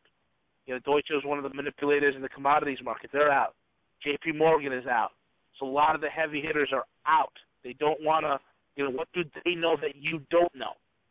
Okay, that's what you should be thinking because they can't cover these shorts anymore, and there's massive shorts. So this is playing out incredibly. Economically, there's such great distress. The American consumer economy is finished. There's an incredible article written on my website, roguemoney.net, called Under the Surface. If you're a member, read it. If you're not a member, join and read it, and you will understand. And I go to great pains with charts and graphs that I've put together. You will take a look at it, and you will see a very clear picture, one of the best articles I've written. And you need to understand what's really going on. The economy is finished, folks. The real unemployment rate here is 32%. We talked about the market going down 500 points here. The markets are down everywhere, all over Italy and Spain, Greece, France. You're talking about Argentina, what's going on with their peso over there. The nonsense in Venezuela, a very resource-rich country. They have a toilet paper shortage, and to help ease their toilet paper problems, now they have a food shortage. So I guess that takes care of the toilet paper shortage problem. You have the issue of the things that are happening within Venezuela and Argentina that can spill over into Brazil. Again, Brazil, there you go, another BRICS member. That's that's an issue there. So there's so many things that are occurring right now globally that are bringing vast amounts of pressure to bear. It's unbelievable and it's unprecedented. And towards the end of the broadcast, what I'm going to do is I'm going to offer some solutions. People always ask me, well, what's the solution? At the end of this broadcast, I'm going to share with you some solutions, a couple of things that might be helpful, especially to those who have a keen desire to do something to get out of the way. Steve or Doug? Well, we appreciate that, V, for the solutions end of it. There are so many people looking for solutions, and I'm not talking. I made a joke at the end of last hour about, should I keep my 401k? Of course, we're far beyond that. And Doug, I almost came through the microphone. Look, I got to tell you, I almost came through the microphone. Brother, I felt it in the 2,000 miles that separates us. But it's well. Go ahead, Steve, and thank you, V, for the solution end of it. But go ahead, Steve.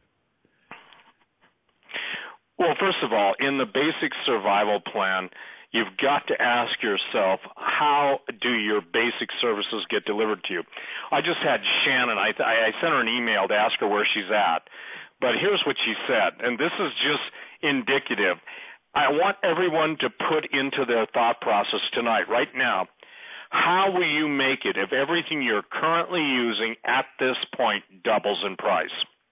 How will you make it if it triples in price? Because here's what Shannon says, okay?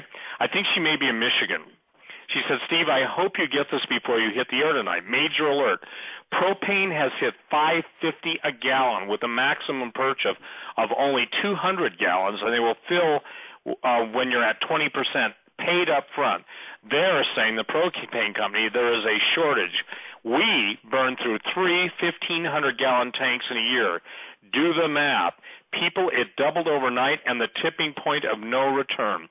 If you don't have it, you are going to have to do some real gut searching on what it is and is not important and start praying.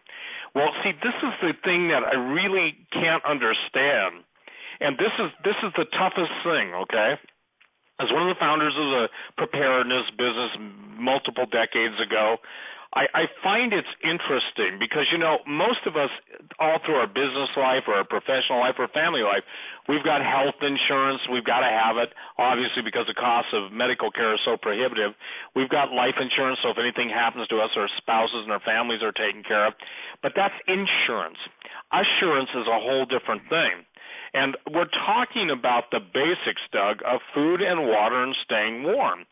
Now, it's fascinating to me that I get within 72 hours, you'll find this interesting, V, is that from butcher, I haven't heard from the candlestick maker, but I have heard from the butcher and the baker, the point being that they're absolutely people in the food industry who says, we don't know how we're going to make it. The cattle herds are at the lowest, and the drought is increasing. And I'll tell you something interesting. You can complain about it philosophically, you can debate it, you can march against it, but you can relate historically a drought and famine to judgment upon lifestyles that God has historically said this is not acceptable behavior. You can say God doesn't exist, doesn't mean your stomach won't growl.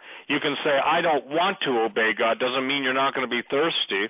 And what's critical is people have got to understand we're not in a time where we flip a switch and next year it's better.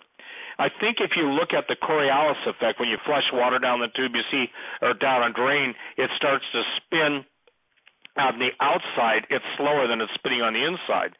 But as it absolutely begins to get more motion, more is being sucked down the drain. let's call it the Coriolis effect on your life. Because everything these entities that W just talked to you about, that V's been warning you about, that I've been trying to prepare you for, they are sucking the life out of you. They're financial vampires. As Matt Taibbi said for Rolling Stone, giant vampire squid. And that's a pretty good metaphor, or let's say illustration of what's happening. It's the tentacles are in your mind, robbing you of your thoughts. The tentacles are in your mouth, robbing you of your ability to communicate. They're in your heart, robbing you of your ability to empathize. They're in your wallet, robbing you of the ability to be able to make it. And one of the saddest things, Doug, and this is the thing that breaks my heart, is when I get emails from people that they can't feed their family, they can't make it, One of my friends who used to have a really pretty cool website, he had his website stolen from him. He's living with his grandmother. He was out on the streets. And the amount of people I used to know that are on the streets, by the grace of God, I can help some of them, and I have, and I will. And thank God for the many people that have helped you, Doug, and have helped others, and Jim P. and in Oakland, and Kenneth P. Thank you, guys. What amazing men of God you are. And I'm talking about J.D. and Jenny. I'm talking about Lisa. I'm talking about all the people I know by their first names because they've had such a heart for God's people. Barbara, God bless you. Again, your generosity is amazing.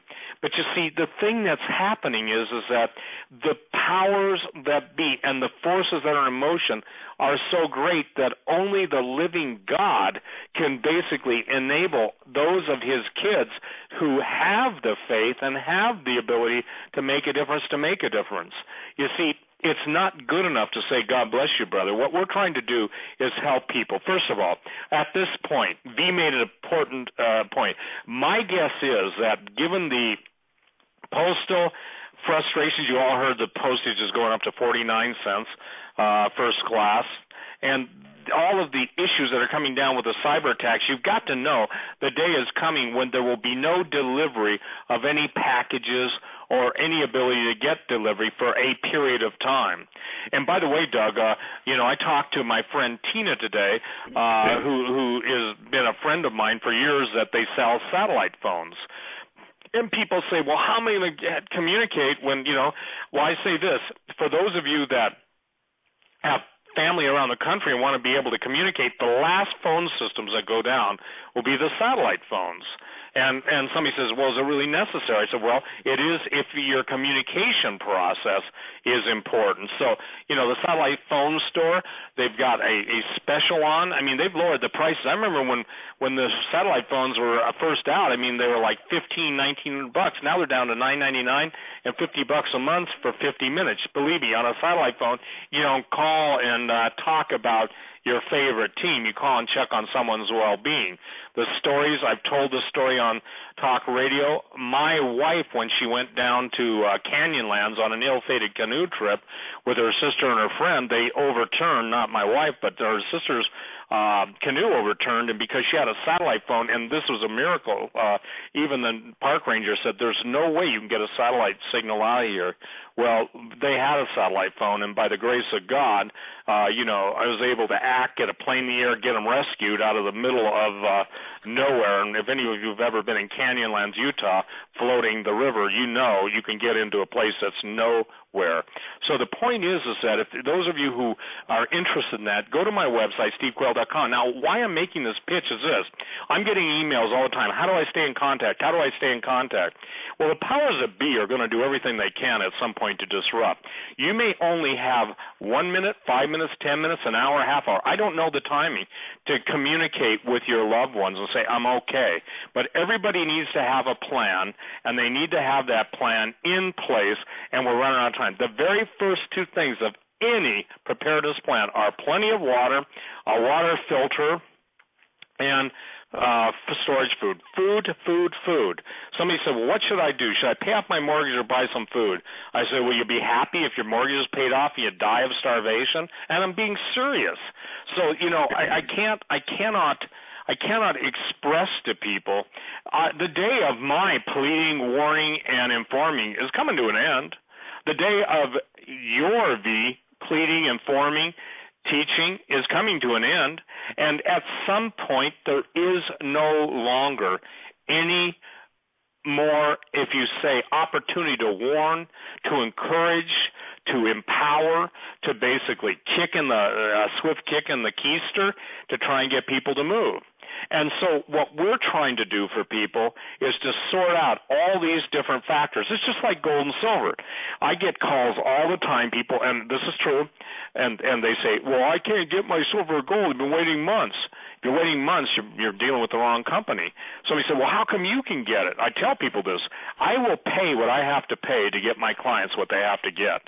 It isn't good enough to send it 90 days from now. We don't know if we've got, 9 days. But what I'm saying is this, is that the urgency of the hour is here. And so if people are, wanting to stay in communication, the parents are on the West Coast, the kids are on the East Coast, or vice versa, whatever, they can go to my website, stevequayle.com, and look at the satellite phone store. When you call that number, ask for a special, because I said, look, give my listeners a deal. And they have. So that's one way to stay in communication. Communication is the thing. When you don't have the knowledge of the well-being of your loved ones, that's when you go crazy. I don't know if you've ever been in that position, Doug, but I have, and it drove me crazy. It drove me actually to my knees, okay? Fortunately, I called Romy, and she was praying with me, and seriously, God so interceded, so much so, I just want to go back to that cool thing that happened with my wife, her sister and her friend, and their other friend, that even the park rangers said this. They said, we've never responded this fast. There's no way we would respond within hours, let alone days. And had they responded in days, 2 girls would have been dead. It wasn't my wife and her friend, but it was my wife's sister and her friend, because they were in the water, and it's fast-moving water. So the point is that by the grace of God, I think it's amazing. We just do what we can do, and then we believe God to help us do. But the thing that makes me the most let's just say this, irritated, is when people say, well, I just am going to trust God. You don't have faith. And I said, you go to dentist? Yeah. Where's your faith? Well, I mean, you know where I'm going with this, Doug. It's somehow people who won't trust the Lord for the little things are somehow turning into super saints at the worst time in their lives. And we read yesterday, Pastor Langford and I, the different scriptures from the Word of God that's talking about that brethren are going to betray brothers, mothers, sisters, daughters. In other words, your own members of your household are going to turn you in to save their own skin. So that's how late it is, ladies and gentlemen. And if you don't think that's true, the Stasi and the secret police tactics have all been implemented in the United States. And if that isn't a tragedy beyond tragedy, but Doug, no offense, I see no fury. I see, some concern. If I were Forbes and if I were the major publications and in the mainstream newspaper, hardly a word. You know why? Because the people that own all the publications are the people that want it. Everything you think, do, and say is in the dossier. And this is a tragedy amongst tragedy. God's going to even the playing field. I want God's people to be encouraged. Their technology will fail them. Their arrogance and pride, their devices, the devices of the wicked that they intend to slaughter us with, they'll all be turned on themselves. And if God's people will pray, we have a historic precedent for the Lord using the very weapons that were designed to destroy his people. They turn them on each other. Go ahead. Steve just mentioned something about the cattle population. And me being a commodities guy, I just couldn't let that go, number one. And number two, I just see this as a great opportunity to hammer home a point to make people understand. Because, every day, we hear numbers. People don't understand what it really means. Folks, we are in the 3rd year of one of the worst droughts in American history, okay? Now, this could be for a wide variety of reasons, weather warfare, the Ogallala aquifer drying up, all sorts of issues that are occurring. But the situation is this, okay? 60% of the cattle that we have in this country is severely impacted, right? 69% of the cattle in the U.S., I'm sorry, not 60%, 69%, are located in areas that are right now facing the worst drought conditions. Not only the worst in over 50 years, but they're going into the third year of this horrendously terrible drought. Well, what does that mean? Well, folks, we have the last time that cattle was this low, they had to, you got to cull the herd. You got to start trimming your herd. And the last time that the cattle was down to about 60%, the current population of cattle, that was similar to what the cattle population was back in the 1950s. Now you might say to yourself, "Oh, what does that matter?" Well, I'll tell you this way. Back in the 1950s, the population of the United States was about 151 million people. Today we're about 316 million. So I want you to think about that. Cattle that was bred to feed a population of 300 million can today only feed a population of 150 million. Folks, you have a severe problem. We have some major issues at play over here. And that's just one thing. There are multiple things that are happening within this country. I mean, I just wanted to touch base on that cattle issue. If Doug or Steve, if you want to say something. No, we've just been hearing how it affects us here right now, present day. I had an interview with a conversation with my neighbor, who is a butcher at a local grocery store. Now I'm talking about a local grocery store, not a chain, but a local one, saying that their beef costs are rising. They've risen, I think, 3 times in the last 2 weeks. He said, and he gave me a specific days. And the way they package their meat now has to be changed because of the fact that there's a shortage. Well, not a shortage, but a shortage of the low-cost beef, if you will. What he told me was, there's just we are entering into a brand new phase. They've never seen it. This store has been in the family for 50 years, and never before have they experienced any type of supply issue. Well, it's not even a supply issue. It's a money issue. Whereas they could have a family pack for, like you and I would buy a family pack of beef. Can't do it anymore because it would cost like $50 for like hamburger and such. And he's saying if you got a freezer, buy now. And so that's how it affects us personally. And of course, you gave a good picture of the big picture. So interesting. Right. And that's the thing, folks. I mean, you have that occurring now. Take into account that you have this drought. Take into account you have a fishery problem right now, thanks to Fukushima on the West Coast.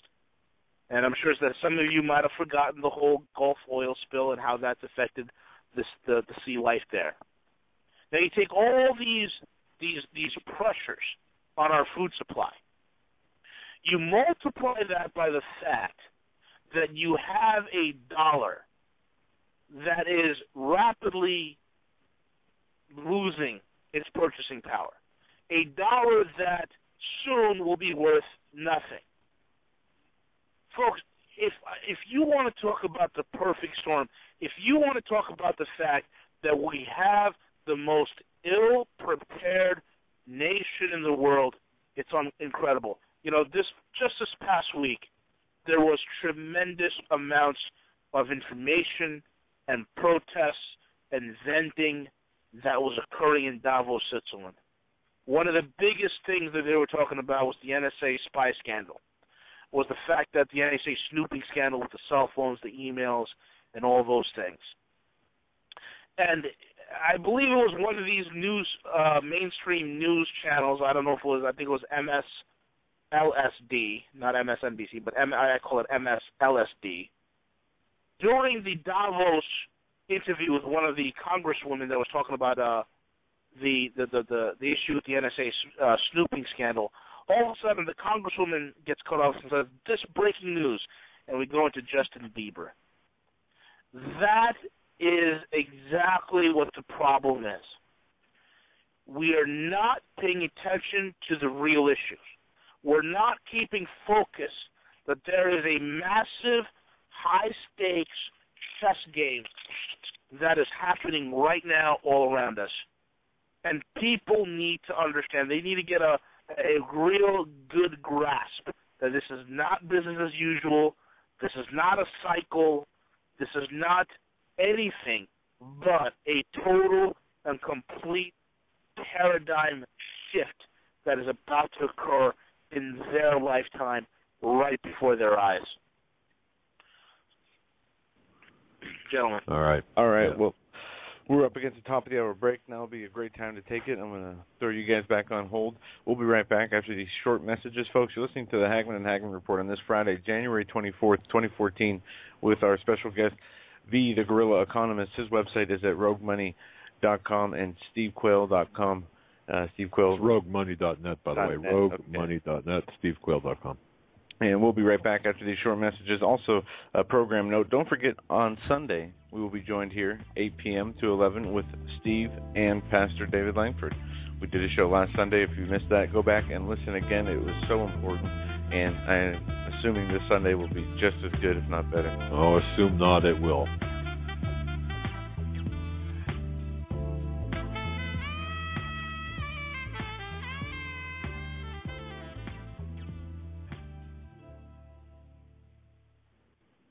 Hi, folks. If you're listening to this broadcast, you are concerned about where we're headed. Folks, I want to direct your attention to AmericanSurvivalWholesale.com, AmericanSurvivalWholesale.com. Not just any part of that website. Folks, we're in the thick of winter. This won't be our last winter. Well, for some it will be. But, of course, if we are fortunate enough to continue on forward from this point forward, there will be cold days ahead. Starting tonight. And folks, please capitalize on this. This is an incredible bargain. I'm going to tell you right now, as soon as I get off the air, I'll be purchasing a few of these blankets for myself as well as to send to Brother Marcus. But here's the deal. Go to AmericanSurvivalWholesale.com. That's AmericanSurvivalWholesale.com. If you navigate through their store. Right now, they have a fleece blanket. It's extremely good quality. It's got a carry strap. It's 5 foot long by over 4 feet wide. It's made of fleece. It's soft. It's cuddly. It's cozy. No, it doesn't come with a binky, but again, it comes with the straps. But this is exactly what you need to keep warm, folks. It's got a matching, it's got the special stitching that provides that the frill finish. It's a great quality fleece blanket. $9.99. Don't just buy one or two. Stock up. I'm telling you, this is a great buy, especially for your car, your emergency kits, your house, your neighbor. At $9.99, you can't beat it. That's a fleece blanket, very good quality with carry strap. Again, compare this to others costing $20 or more. You can't beat it. $9.99. Don't stop at one, and certainly makes a good gift. And buy several. That's all I can tell you. At this price, buy several. And the best part about this is, ladies and gentlemen, is your purchase. You're also providing the same to a veteran in need. Did you hear that? This is how American Survival Wholesale is structured. Not only are you buying one for yourself, when you buy a blanket like this, they in turn are helping a veteran stay warm by giving them the same. And of course, they've got a wide array of long-term food storage products. And don't forget about the light bulbs. Don't forget about the light bulbs. You got to have those light bulbs. Get them before they're off the shelves. And it's my understanding they're quickly being purchased. So get them while you can. 40-watt light bulbs, 3 for $1.50. Can't beat it. It's AmericanSurvivalWholesale.com. Tell them Doug and Joe Hagman. That's AmericanSurvivalWholesale.com.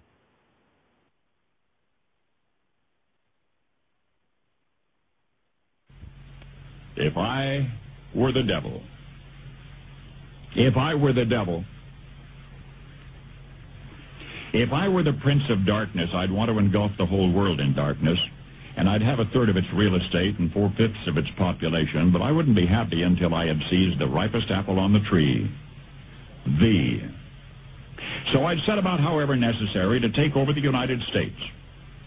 I'd subvert the churches first. I'd begin with a campaign of whispers. With the wisdom of the serpent, I would whisper to you as I whispered to Eve, do as you please. To the young, I would whisper that the Bible is a myth. I would convince them that man created God instead of the other way around. I would confide that what's bad is good and what's good is square.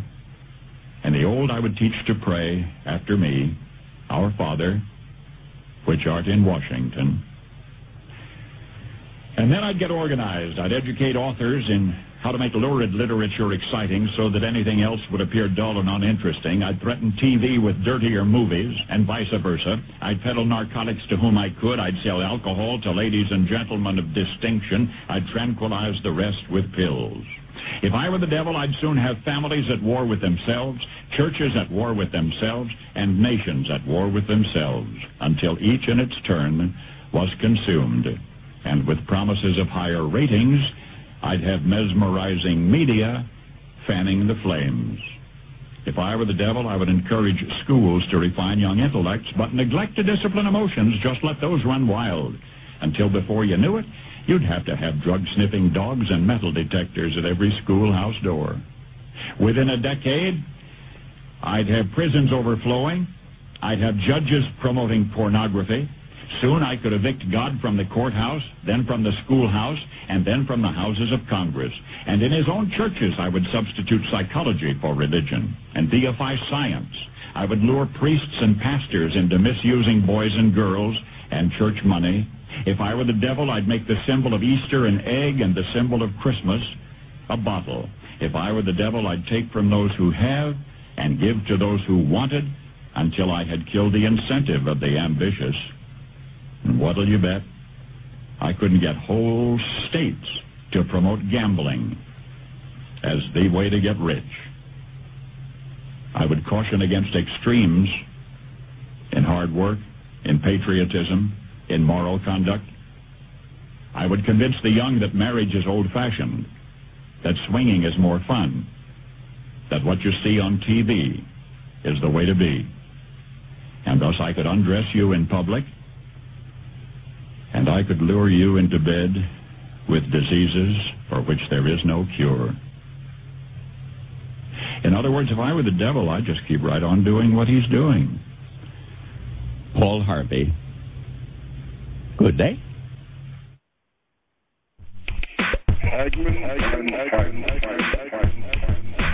You want answers?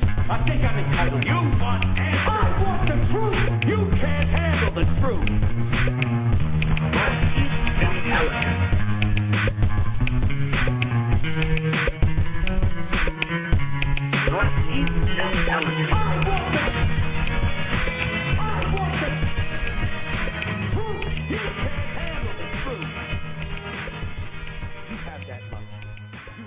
And welcome back, ladies and gentlemen, to a very special Friday edition of the Hagman and Hagman Report, making waves all over the internet blogosphere. People are talking about this broadcast even right now. Our very special guests are Mr. Steve Quayle, stevequayle.com, and the Guerrilla Economist, roguemoney.net. Together, they are a formidable information team. I just want to point this out too. Oh, by the way, Sunday as well, 8 to 11, as Joe mentioned. Steve Quayle, Pastor David Langford. Please tune into this broadcast. It's going to be very important. Now, I want to mention this before we turn it back over to Stephen V. Speaking with our intelligence insider over the break briefly, he said something, and I thought it was pretty profound. And people listening to this may get scared, and I'm going to turn it over to Stephen V. For their comments on this. People listening to this might get the incorrect idea. It almost sounds, what we're going through, the things that are happening right now are happening right now. The things that are on the horizon are on the horizon. I think we have to understand that this is a process. It's going down the hill and hitting bumps and The car is not careening in Thelma and Louise fashion into the bottom, into the abyss with one smack, and boom, it's over. This is a process in which we're going through, and I think we've got a lot of these bumps and crashes and spangs and blowouts all the way on the way down. Because people will automatically, hearing this, say, "Oh my goodness, it's the end of the world." No, it might be the end of the world as we know it in the current paradigm of the dollar, but this is going to take time to get to the bottom, I suppose. With that, Steve, your thoughts on that? Well, I want everyone just to again imagine that they're relegated to their credit cards, and there's been a cyber attack that's been planned. They're standing in a grocery line because they just have had whatever electronic deposit into their account, and suddenly the teller goes and says, "I'm sorry, but our credit card permissioning machine is down. I can't take this." Well, that happened in the Pacific Northwest and in Montana, a whole Pacific Northwest, including Montana, about a month ago for 2 days. And, Doug, people rely on their credit cards to even get the basics and necessities. Here's what I tell people. The very first thing you have to do is get a handle on this. It is a process. Just like B is telling you the commodity business, here's what's happening. I know ranchers, I know farmers all over the country. I've been on talk radio for a long time, and you meet a lot of friends. It's one thing when one or two say it. It's another thing when everybody's saying it. And what they're saying is this. Availability is going to be marginalized. What is going to be available is going to be less quality, and it's going to be much higher. So, again, let's just take a family of, let's say, 4, and let's say their total food budget for the month is $400. And food basically doubles in price, whether it's milk, and most people still drink milk. Most people still buy wheat. I don't, because I have a gluten issue and I don't buy wheat.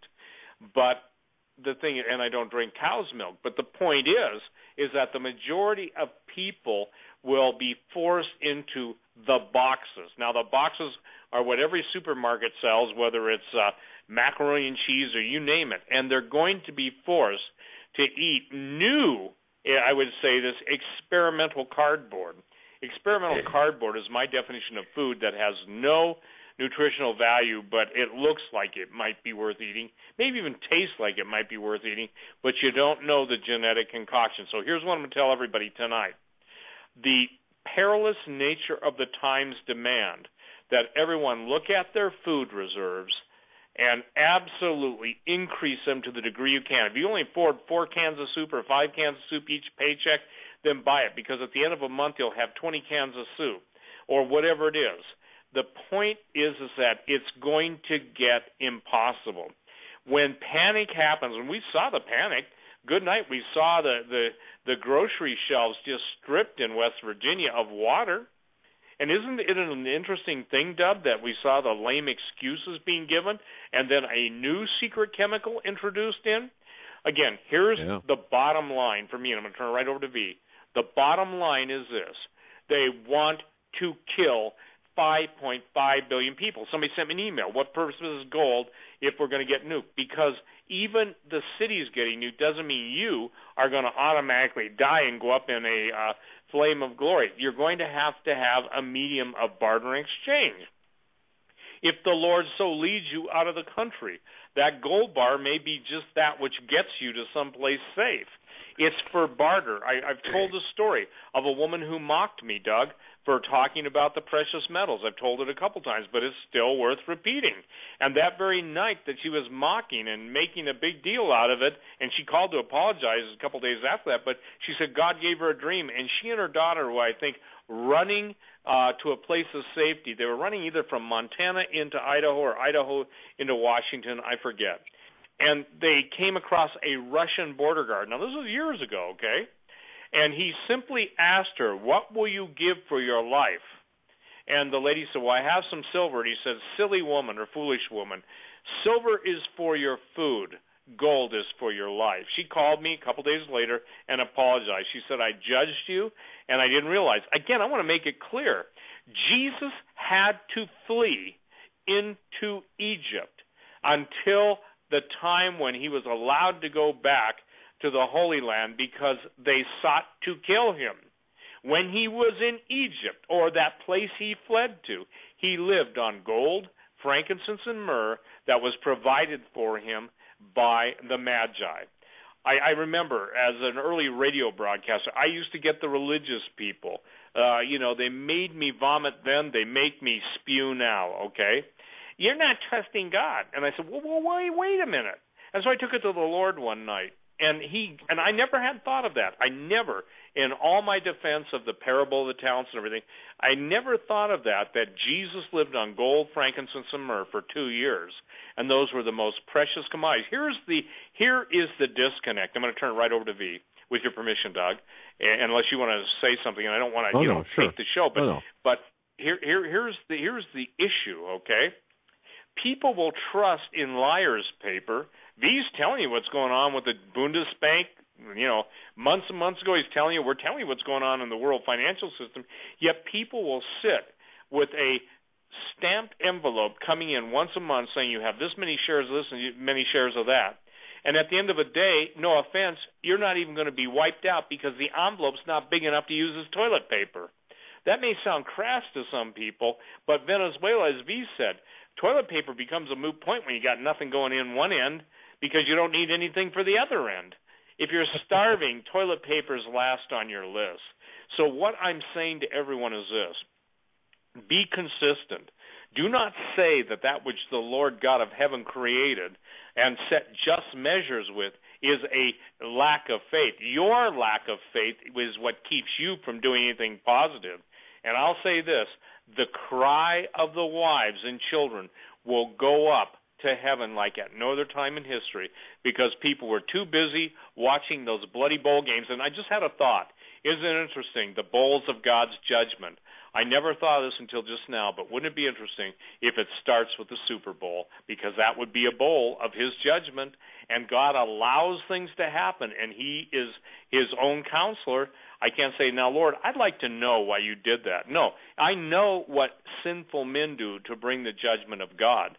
But isn't it fascinating, Doug, that we call it the Super Bowl? And wouldn't it be interesting if it turns out to be the bowl? And if nothing happens, I pray that nothing happens. I pray that the exposing before it's news, before it's in the news, that will stop it. I don't know that it will. But whether it's Sochi, whether it's this, that, or the other thing, the flashpoints are there. Ladies and gentlemen, here's the golden rule. Food first, water. Whatever you're storing in water, you need to double it. You need to triple it. You have to identify lakes, ponds, and streams and have a portable water filter. Katadyn, Katadyn. They bought out the company Pure, P-U-R. Go to a backpacking store. They're going to run you anywhere from $100 to $150. But that's the single most important thing. I'll say what I said 23 years ago, Doug, on one of the first shows I ever did. You'll be drinking the water you'll normally only used to walk through. In other words, there'll come a time when a puddle will be your life, but you need to purify that water because you're not going to have any place to run to if you get parasites or some kind of microbial, issue in your gut. Go ahead, V. Just to recap, what happened today with the market, as well as what's going on with the world. I kind of hinted at, what went on with Venezuela, what's went on with, the Eurozone, Argentina, the quote-unquote emerging markets. Folks, what's happening in the emerging markets is simply because they have a shortage of dollars. That's what it's coming down to. Why do you think the Argentinian government allowed the peso to go into free fall today? Because they had no more dollars. These countries are dependent on the U.S. dollar. And just like the fact that you have what's called velocity in money, that most of that money is being kept in the upper rungs of Wall Street, and it's not hitting Main Street, so too is it affecting the international markets, okay? We have a global liquidity crisis. We have a global solvency crisis. HSBC just announced, and I just got this email in, HSBC announced that they are going to have restrictions on withdrawals, okay? There are all sorts of shortages that are occurring with liquidity in China, in Africa, in Asia, in South America. This problem has been systemic. And, you know, I said over a year ago, we have a global liquidity issue which will turn into a much bigger solvency issue. And, folks, here we are today. We are seeing economies going bust. We are seeing absolute pandemonium. And truth be told, folks, things are unraveling. You know, I said going into 2014 in one of my articles that this is the year the wheels come off, and we are seeing the wheels come off. The banksters, they want to be able to come out on the other end of this still being able to control the entire paradigm and still have their power intact. And the only way they're going to do that is somehow go for broke, somehow execute a large-scale conflict in order for them to succeed. This is where we're headed. And I look at all the things that are happening right now, especially in Asia, with Abe, with India, seeing how India moves. What will they do? Will they try to muscle against China, or will they stay the course and try to preserve the BRICS Union? This is critical. Okay, this is very, very critical. We are facing a clash of almost. It's almost. I'm not going to call it a clash of civilizations, but it is like that. It is once again the East versus the West, and it's going to be pretty.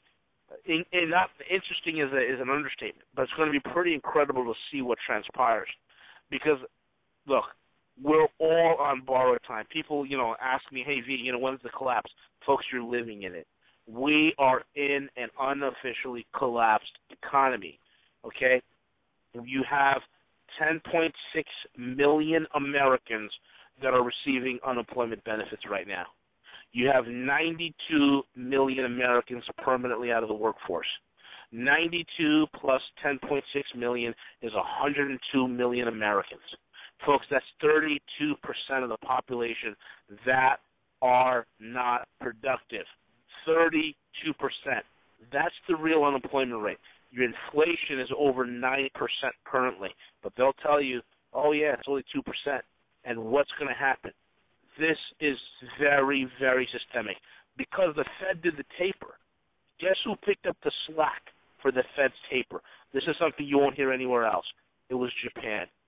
Japan launched their new stimulus package this month, and they're calling it qualitative and quantitative easing, the double QE, all right?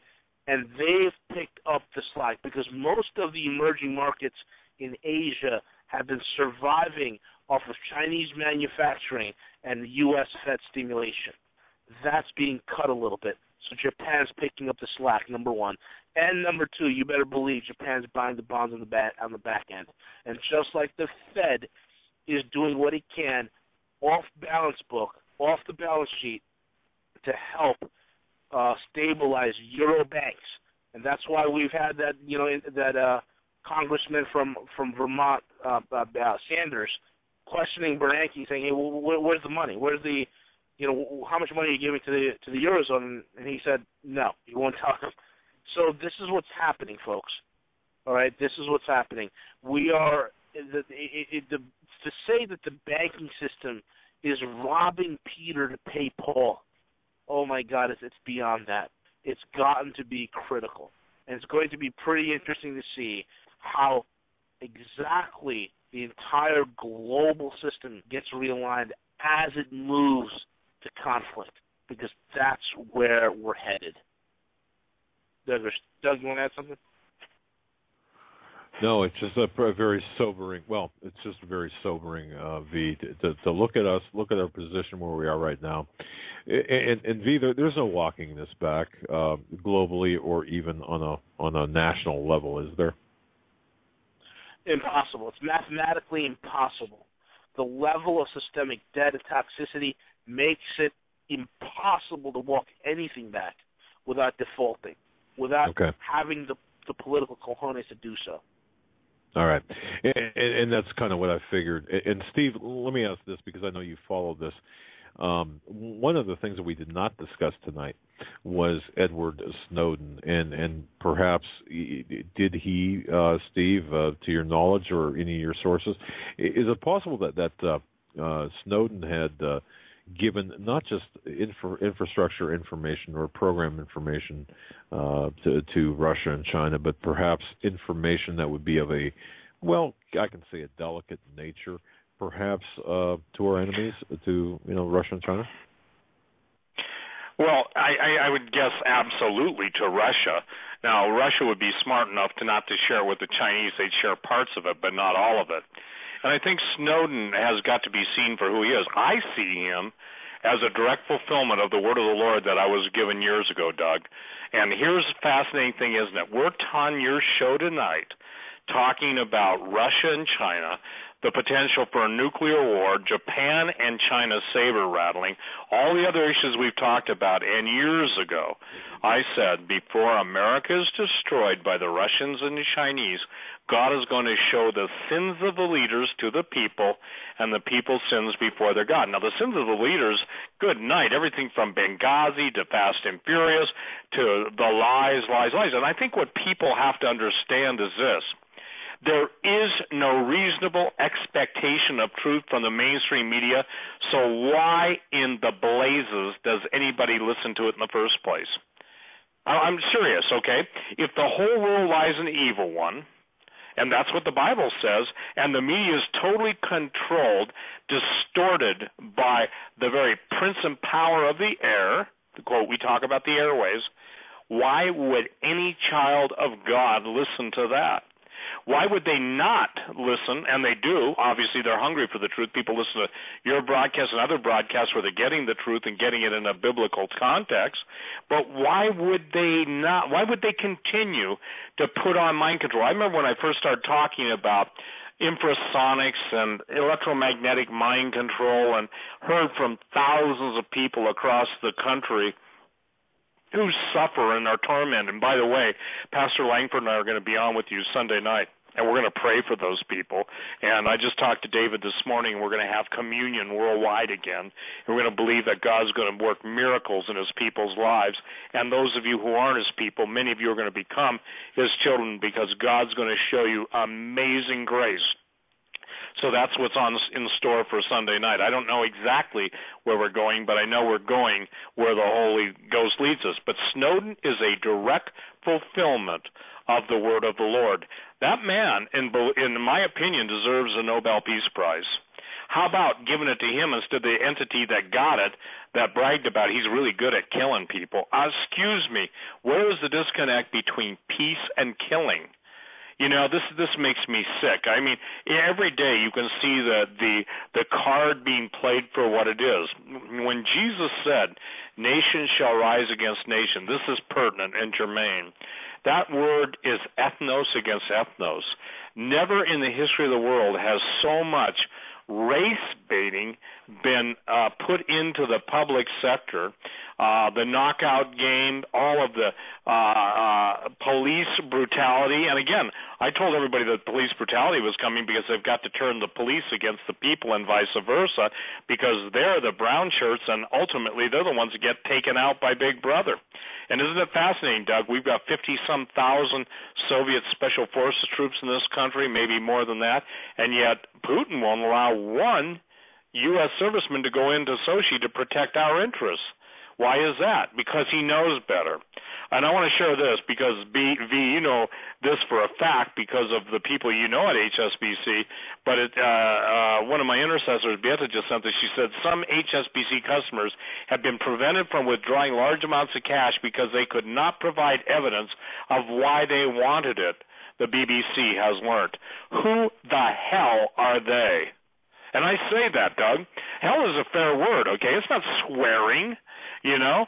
Because, again, the deal is that now they're telling you, if you give us your money, we'll determine what you can have your money back for. Ladies and gentlemen, rape, pillage, and plunder, the United States has gone under. I remember talking about the middle class, and this is retrospect. I told people you can't have GATT, General Agreement on Trades and Tariffs. You can't have NAFTA, North American Free Trade Alliance. You can't have all this stuff and still expect your standard of living. Hello? Would all you people looking for a political solution tell me how people who can't get jobs are going to be able to live? Hello? Will you tell me, those of you who work for temporary employment agencies, when they get paid $17, the agency, and you get paid $8.50, that's unjust measures. It's unjust. Our nation is wicked. It needs to repent, just as each one of us needs to repent. Unless, and somebody said, could America be turned around? I said, only with sackcloth and ashes and a heart greater than Nineveh. Nineveh was a total pagan nation, yet they figured out that God was who he said he was, and they better make it right with God. Now, 100 years later, they were destroyed. But, ladies and gentlemen, this is so in your face. It's high piracy.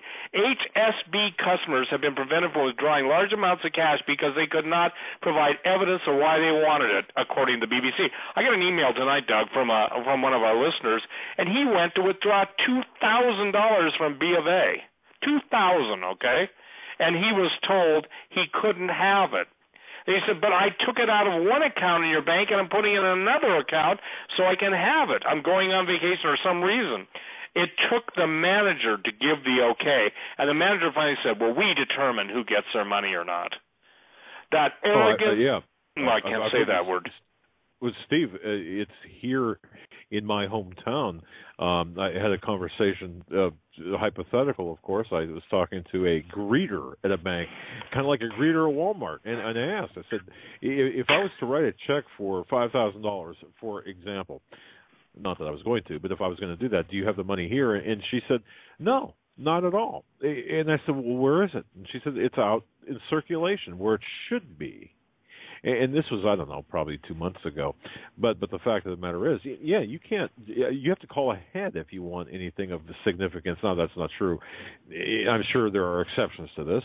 People will write in and say, "Oh, I got my money," but nonetheless, it's happening. So you're right. And we've talked about this too before. It's crazy. Absolutely. And the thing that everybody has, HSBC. Yeah, the thing that everybody has to remember is this. Yes. Hello?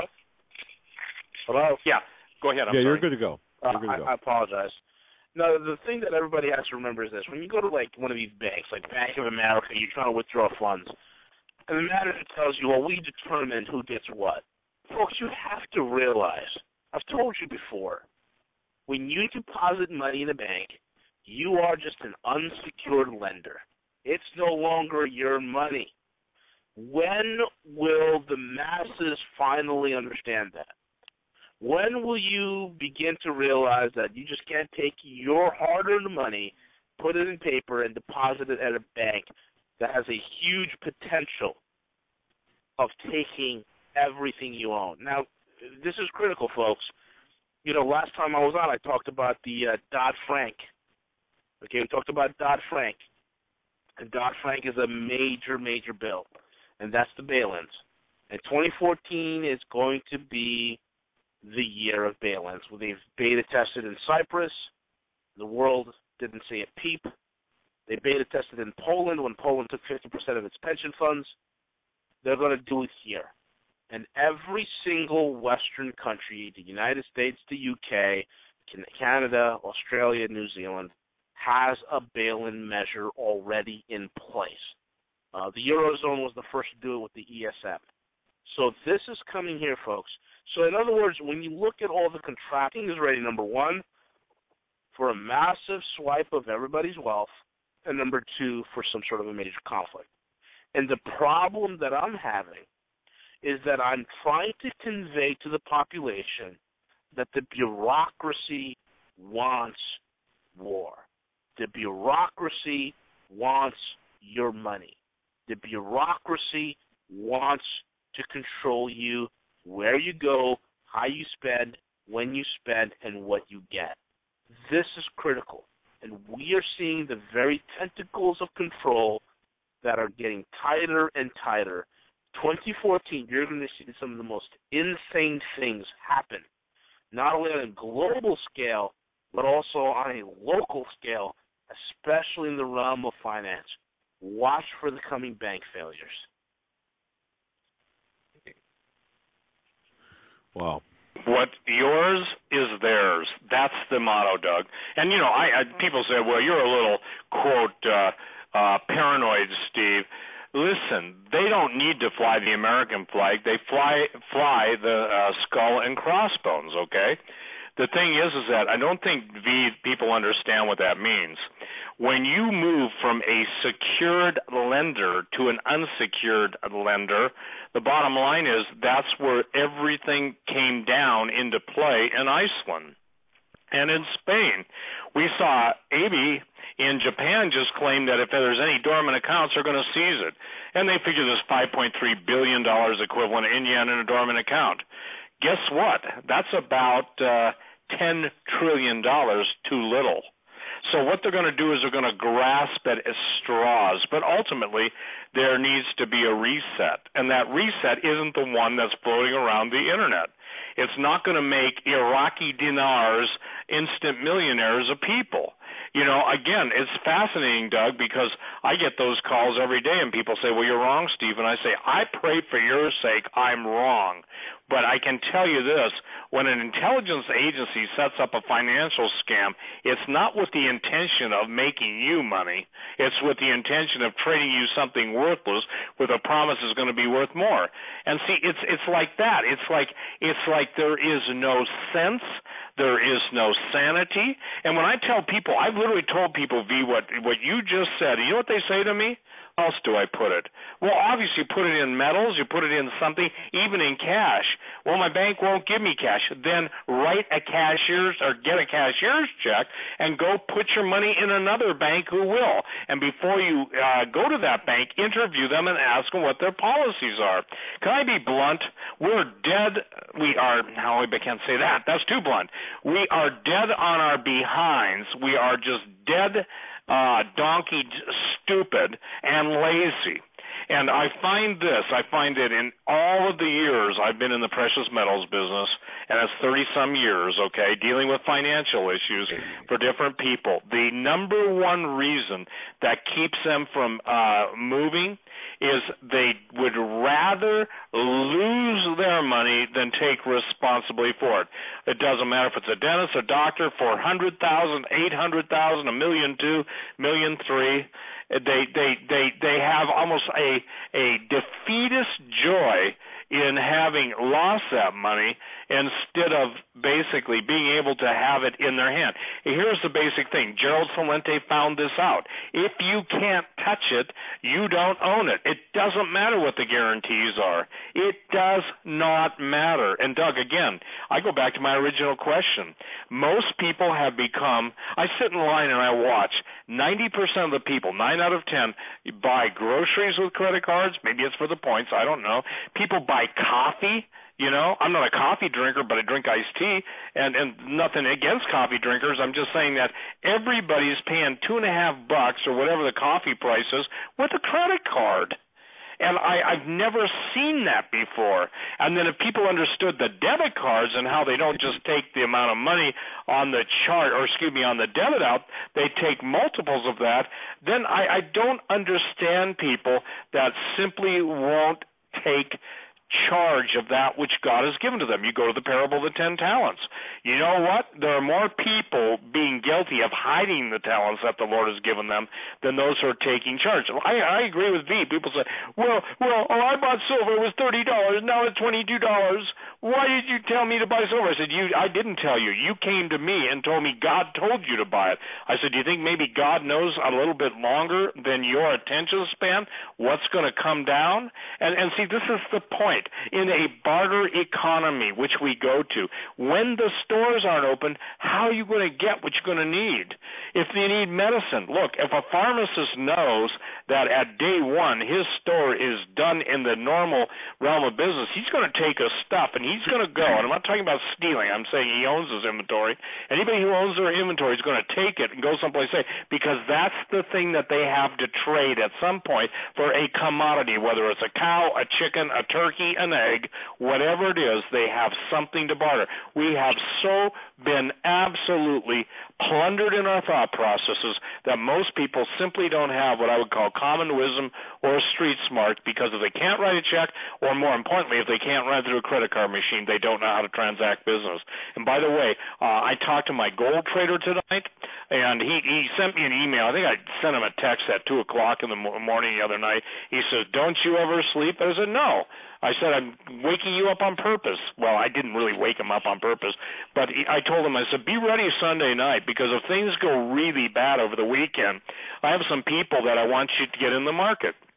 He said, "I'll do that." So I know this. I don't know many people, and I'm not saying this to boast, but I'm saying I don't know many people that keep the hours I keep. I don't quit at 9 to 5, okay? I just don't. If somebody sends me an email and says, "Hey, I'm up," and I'm up. Now, if I'm sleeping, I grab an hour or two here, I can't. But if you want to talk to me over this weekend, send me an email, steve777@stevequayle.com. But don't waste my time. I won't waste yours.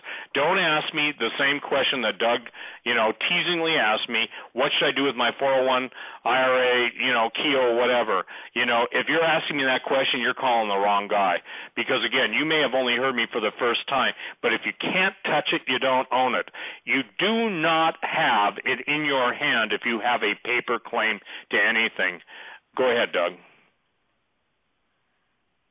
Yeah, Steve, I want to ask you something here. I've gotten a couple of emails about this.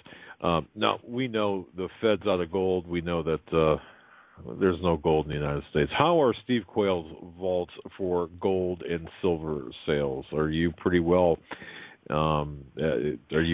stocked, or what's the?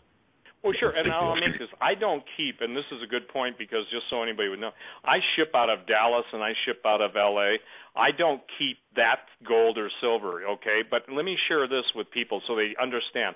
I'm not selling my gold and silver. I'm selling gold and silver that I go out on the market and buy.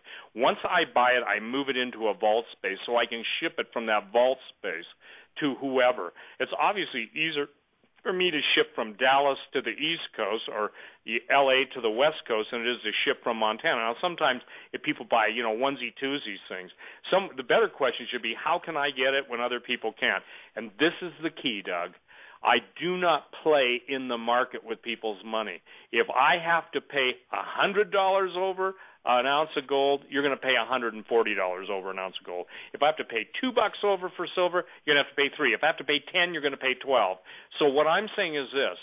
There is a market for gold and silver, but and this is what I tried to get the point across, if somebody came in, and there are people listening to this show that can write a check for $30 million. If somebody came in and said, I want $30 million worth of gold, silver, and platinum, I could get it for them, but I will tell you one thing, they would be surprised at how little that would leave for their next friend who wants that much, because at any given time there's an equilibrium of available and deliverable physical metals. And, it's a law of supply and demand. When the Chinese come in, and think about this, everybody, if China and Russia already have amazing hoards of gold, what is it worth? What is it worth when it doubles? And that means that China's gold holdings will have quadrupled. And what do they say when they say, we want gold for our debt to the United States, and the United States says, we don't have any gold?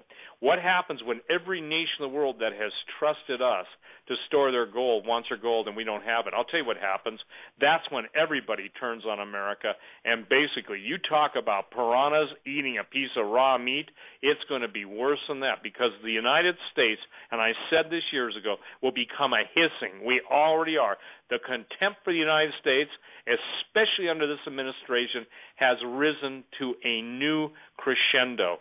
The contempt and the total lack of respect, where we once were respected, where our money was worth something, even more than it is now, but now we are hated worldwide, and the contempt is rising, and ultimately when contempt is fully expressed, that's when wars happen, and it becomes the world's duty to put the mad dog down. Very good. Absolutely.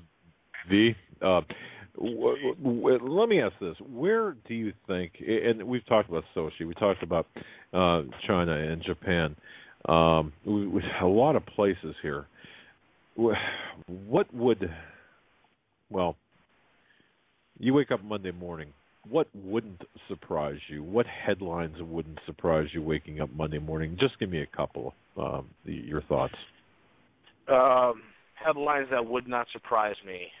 Dow dropped another 500 points would have surprised me. Japan had a skirmish over the Senkaku Islands with the Chinese, and it was being now a lot of rhetoric and saber rattling back and forth. Would not surprise me. I mean, just hardly, there's so many things, Doug, that are occurring that just would not surprise me anymore because things have gotten so volatile. A lot of the metrics, a lot of the indexes are all fabricated to high heaven that I don't even pay too much attention to something that's been so fabricated. But, you know, I mean, it's a mess. It is a complete broken anything's mess. Open. Yeah, everything's on the anything table. and everything is completely. All right. I mean, literally, there's nothing that would surprise me anymore. If tomorrow I wake up or Monday morning I wake up and it's World War III, it would not surprise me. It would not surprise me at all. Yeah, Steve, you feel the same way, I take it. I mean, you know, everything's on the table, open, ready to go. Right? I mean, sure, you know, federal government, yeah. I'm sorry. There's nothing that will surprise me because, again, and I don't, you know, I make a statement like this because I can see it and others can't. Doesn't mean I'm blind, okay? It means I have to present enough evidence that they begin to see what they've willingly chose to ignore. Here's a story that's out right now. It begins federal government forcing employees' 401k funds into treasuries. The plan is to take everyone's 401k, IRA, Keogh, defined benefit plan, even private pensions, put it all into treasuries, and then issue some kind of a IOU with some kind of minimal interest rate. I've heard 4%, and those funds are not transferable to your heirs. They're taken out of your possession and turned into the corporate coffer. V, isn't that what you're being told also? Absolutely. And if people remember back, oh my God, how many months ago when I said that in July they're going to start raiding pension funds over here in the U.S., Jack Lew, who's a Wall Street loser, the guy who was just a strikeout artist and everything he did over here in New York, he's the current Treasury Secretary. And I said back, I don't know, was it April, March last year, that they're going to start doing pension grabs. And sure enough, they're going to start in July, and they did. And now we're hearing news they're going to move everything over to the Treasury. That's part of the thing. That's collateral, folks. And as I said before, you are collateral. You don't own anything in this country. You can't even own a chicken coop here. I wouldn't. You know, things have gotten so bad. I'll be surprised, to be honest with you, if I'm still here in 2015. You know, if I'm still operating within this country in 2015. That would be a miracle. That's how bad things are getting. You know, and you know, in terms of solutions, listen, folks, you got to get creative.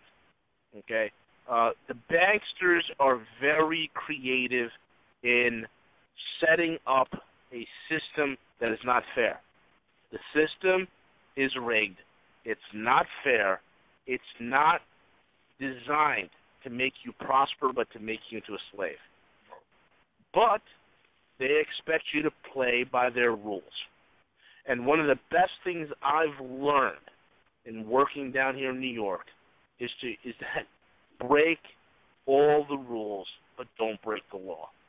And that, folks, is the key. If you can understand what I'm saying in your heart of hearts, you have to get this. Some of us are so trusting of the system that we feel bad that, you know, we're so trusting that the system is fair. that if we play by the rules, we'll win in the end. No. This system is designed. It's designed implicitly to rob, pillage, and destroy your wealth. You cannot play nice with this system. So the solution is you've got to get creative in order to overcome it. If you need help with that, you can contact me, GuerrillaEconomist@gmail.com. Now, over the course of so much... Many satisfied customers, by the way. Many satisfied clients. I can attest to that, V. Folks, V does a very good job in counseling you. Please take advantage of that if you have complicated, complex, or even advanced or, well, even basic portfolios. It's good to seek his counsel. Got a lot of great responses. I endorse it. There you go. Sorry, V. Go ahead. Thank you, Doug. I appreciate it. Thank you so much. But yeah, if you need direction to steer yourself through this coming quagmire, reach out to me. We'll set up a time to talk, and I'll help you out. The other thing that I can do is this. Over the course of a few years, I've been able to get my life back since I was ousted and blackballed from banking. And one of the gentlemen that helped me was a secret weapon of the Wall Street underground. This guy was just amazing, and he's helped me out personally, and he is a master. And I can't even begin to mention the names of the people that this guy's helped out. He's a legend. He goes by the name of Sean Martin. We call him Mr. Martin for short. The guy is a legend. He's the guy who basically goes in and fixes your credit. If you need that done, because the key is this, folks. Debtors' prisons are coming. They're coming in fast. You don't want to have debt. And the dirty little secret with debt is this. Oftentimes, when you take a credit card out, and let's just say, you lost your job, you fall behind on your bills, believe you me that those companies have taken an insurance policy against you. That there's a chance for you to default. It's called a loan reserve. Okay? So in case you default, the insurance that's been taken out against you pays the company. So everybody gets paid. Why do you think that they're able to take your debt, sell it to a collection agency for pennies on the dollar, and the collection agency comes after you for the full amount? But yet all of a sudden, they'll say, okay, we'll settle for 50% less than what you owe. How do you think they're able to do that? Like I said, folks, it is a game. It is rigged. Some people come up and say, why don't I just go through credit consolidation? Consolidation companies work with the collections agencies and the banksters to make sure they get paid. There's a way around that. This is the man that we call Mr. Martin knows. He's a legend. I mean, I've had everybody from federal judges, U.S. Marshals, some of the top guys on Wall Street go through them. It's amazing what this guy could do. If you could reach out to me, I'll get you in touch with him, or you can email him directly at topcreditpros123@gmail.com. That, again, he's only doing it for a limited amount of people because he's helped me, because of my relationship with him. The third thing that I've been working on for the last over a year is international incorporation. There's an article I've written on roguemoney.net. Look, folks, here's the deal. In 2010, the U.S. Supreme Court ruled that corporations have more rights than people. In this coming America, in this today's day and age we're living in, you cannot operate in this country without being incorporated. And the smartest way to do it is to be internationally incorporated, so your assets are protected. Your gold that you have is protected. If you have a house that you've paid off years ago before the creation of MERS and all the subprime stuff, and you actually have, or you have the actual root title, the warranty deed, and the root title for the land with the mineral rights, I can show you a way where you can protect it. That project that I've been working on, I've been through over 16 different countries. I'm finally putting the finishing touches on it. It should be done hopefully by February, or at the most by March. It's been a long and arduous journey, but it should be available soon. That's something that I could offer for people in order for you to protect it. And also, we are praying. We have a great group of believers. We are praying for an opportunity that's coming our way where we will also be able to expatriate you out of the country. And that's might be an option that some of you might be thinking of. Again, these are solutions, folks. And so, and again, if the least thing you could do is give me a call, and I'll guide you correctly. And most of all, if you need metals, look, I use Steve. I recommend all my clients to Steve Quote because of the simple fact that he's able to get your order in the next day. This is solutions. I don't know how much more that me and Steve and Doug and Joe, what else can we do? What else? I mean, you think about it. What else can we do? We've put it all on the line for all of you here that is listening to us now. Reach out to us. Time is short. I don't believe we have that much time left. 2014 is critical. Whatever you get done in 2014, you got to get it done, because in 2015, I don't think you'll be able to. There's no more supply of gold left. There's very, very little supply to go around. Okay? It's getting harder and harder. It's so critical. Don't sit on your hands. Reach out. Make a move. If you've been listening to this program and your conscience is pricked, and the Lord's been just really pricking your conscience to do something to preserve your wealth and for your family, folks. Sometimes you can't have every single family member on board. Sometimes you're going to have to be that person.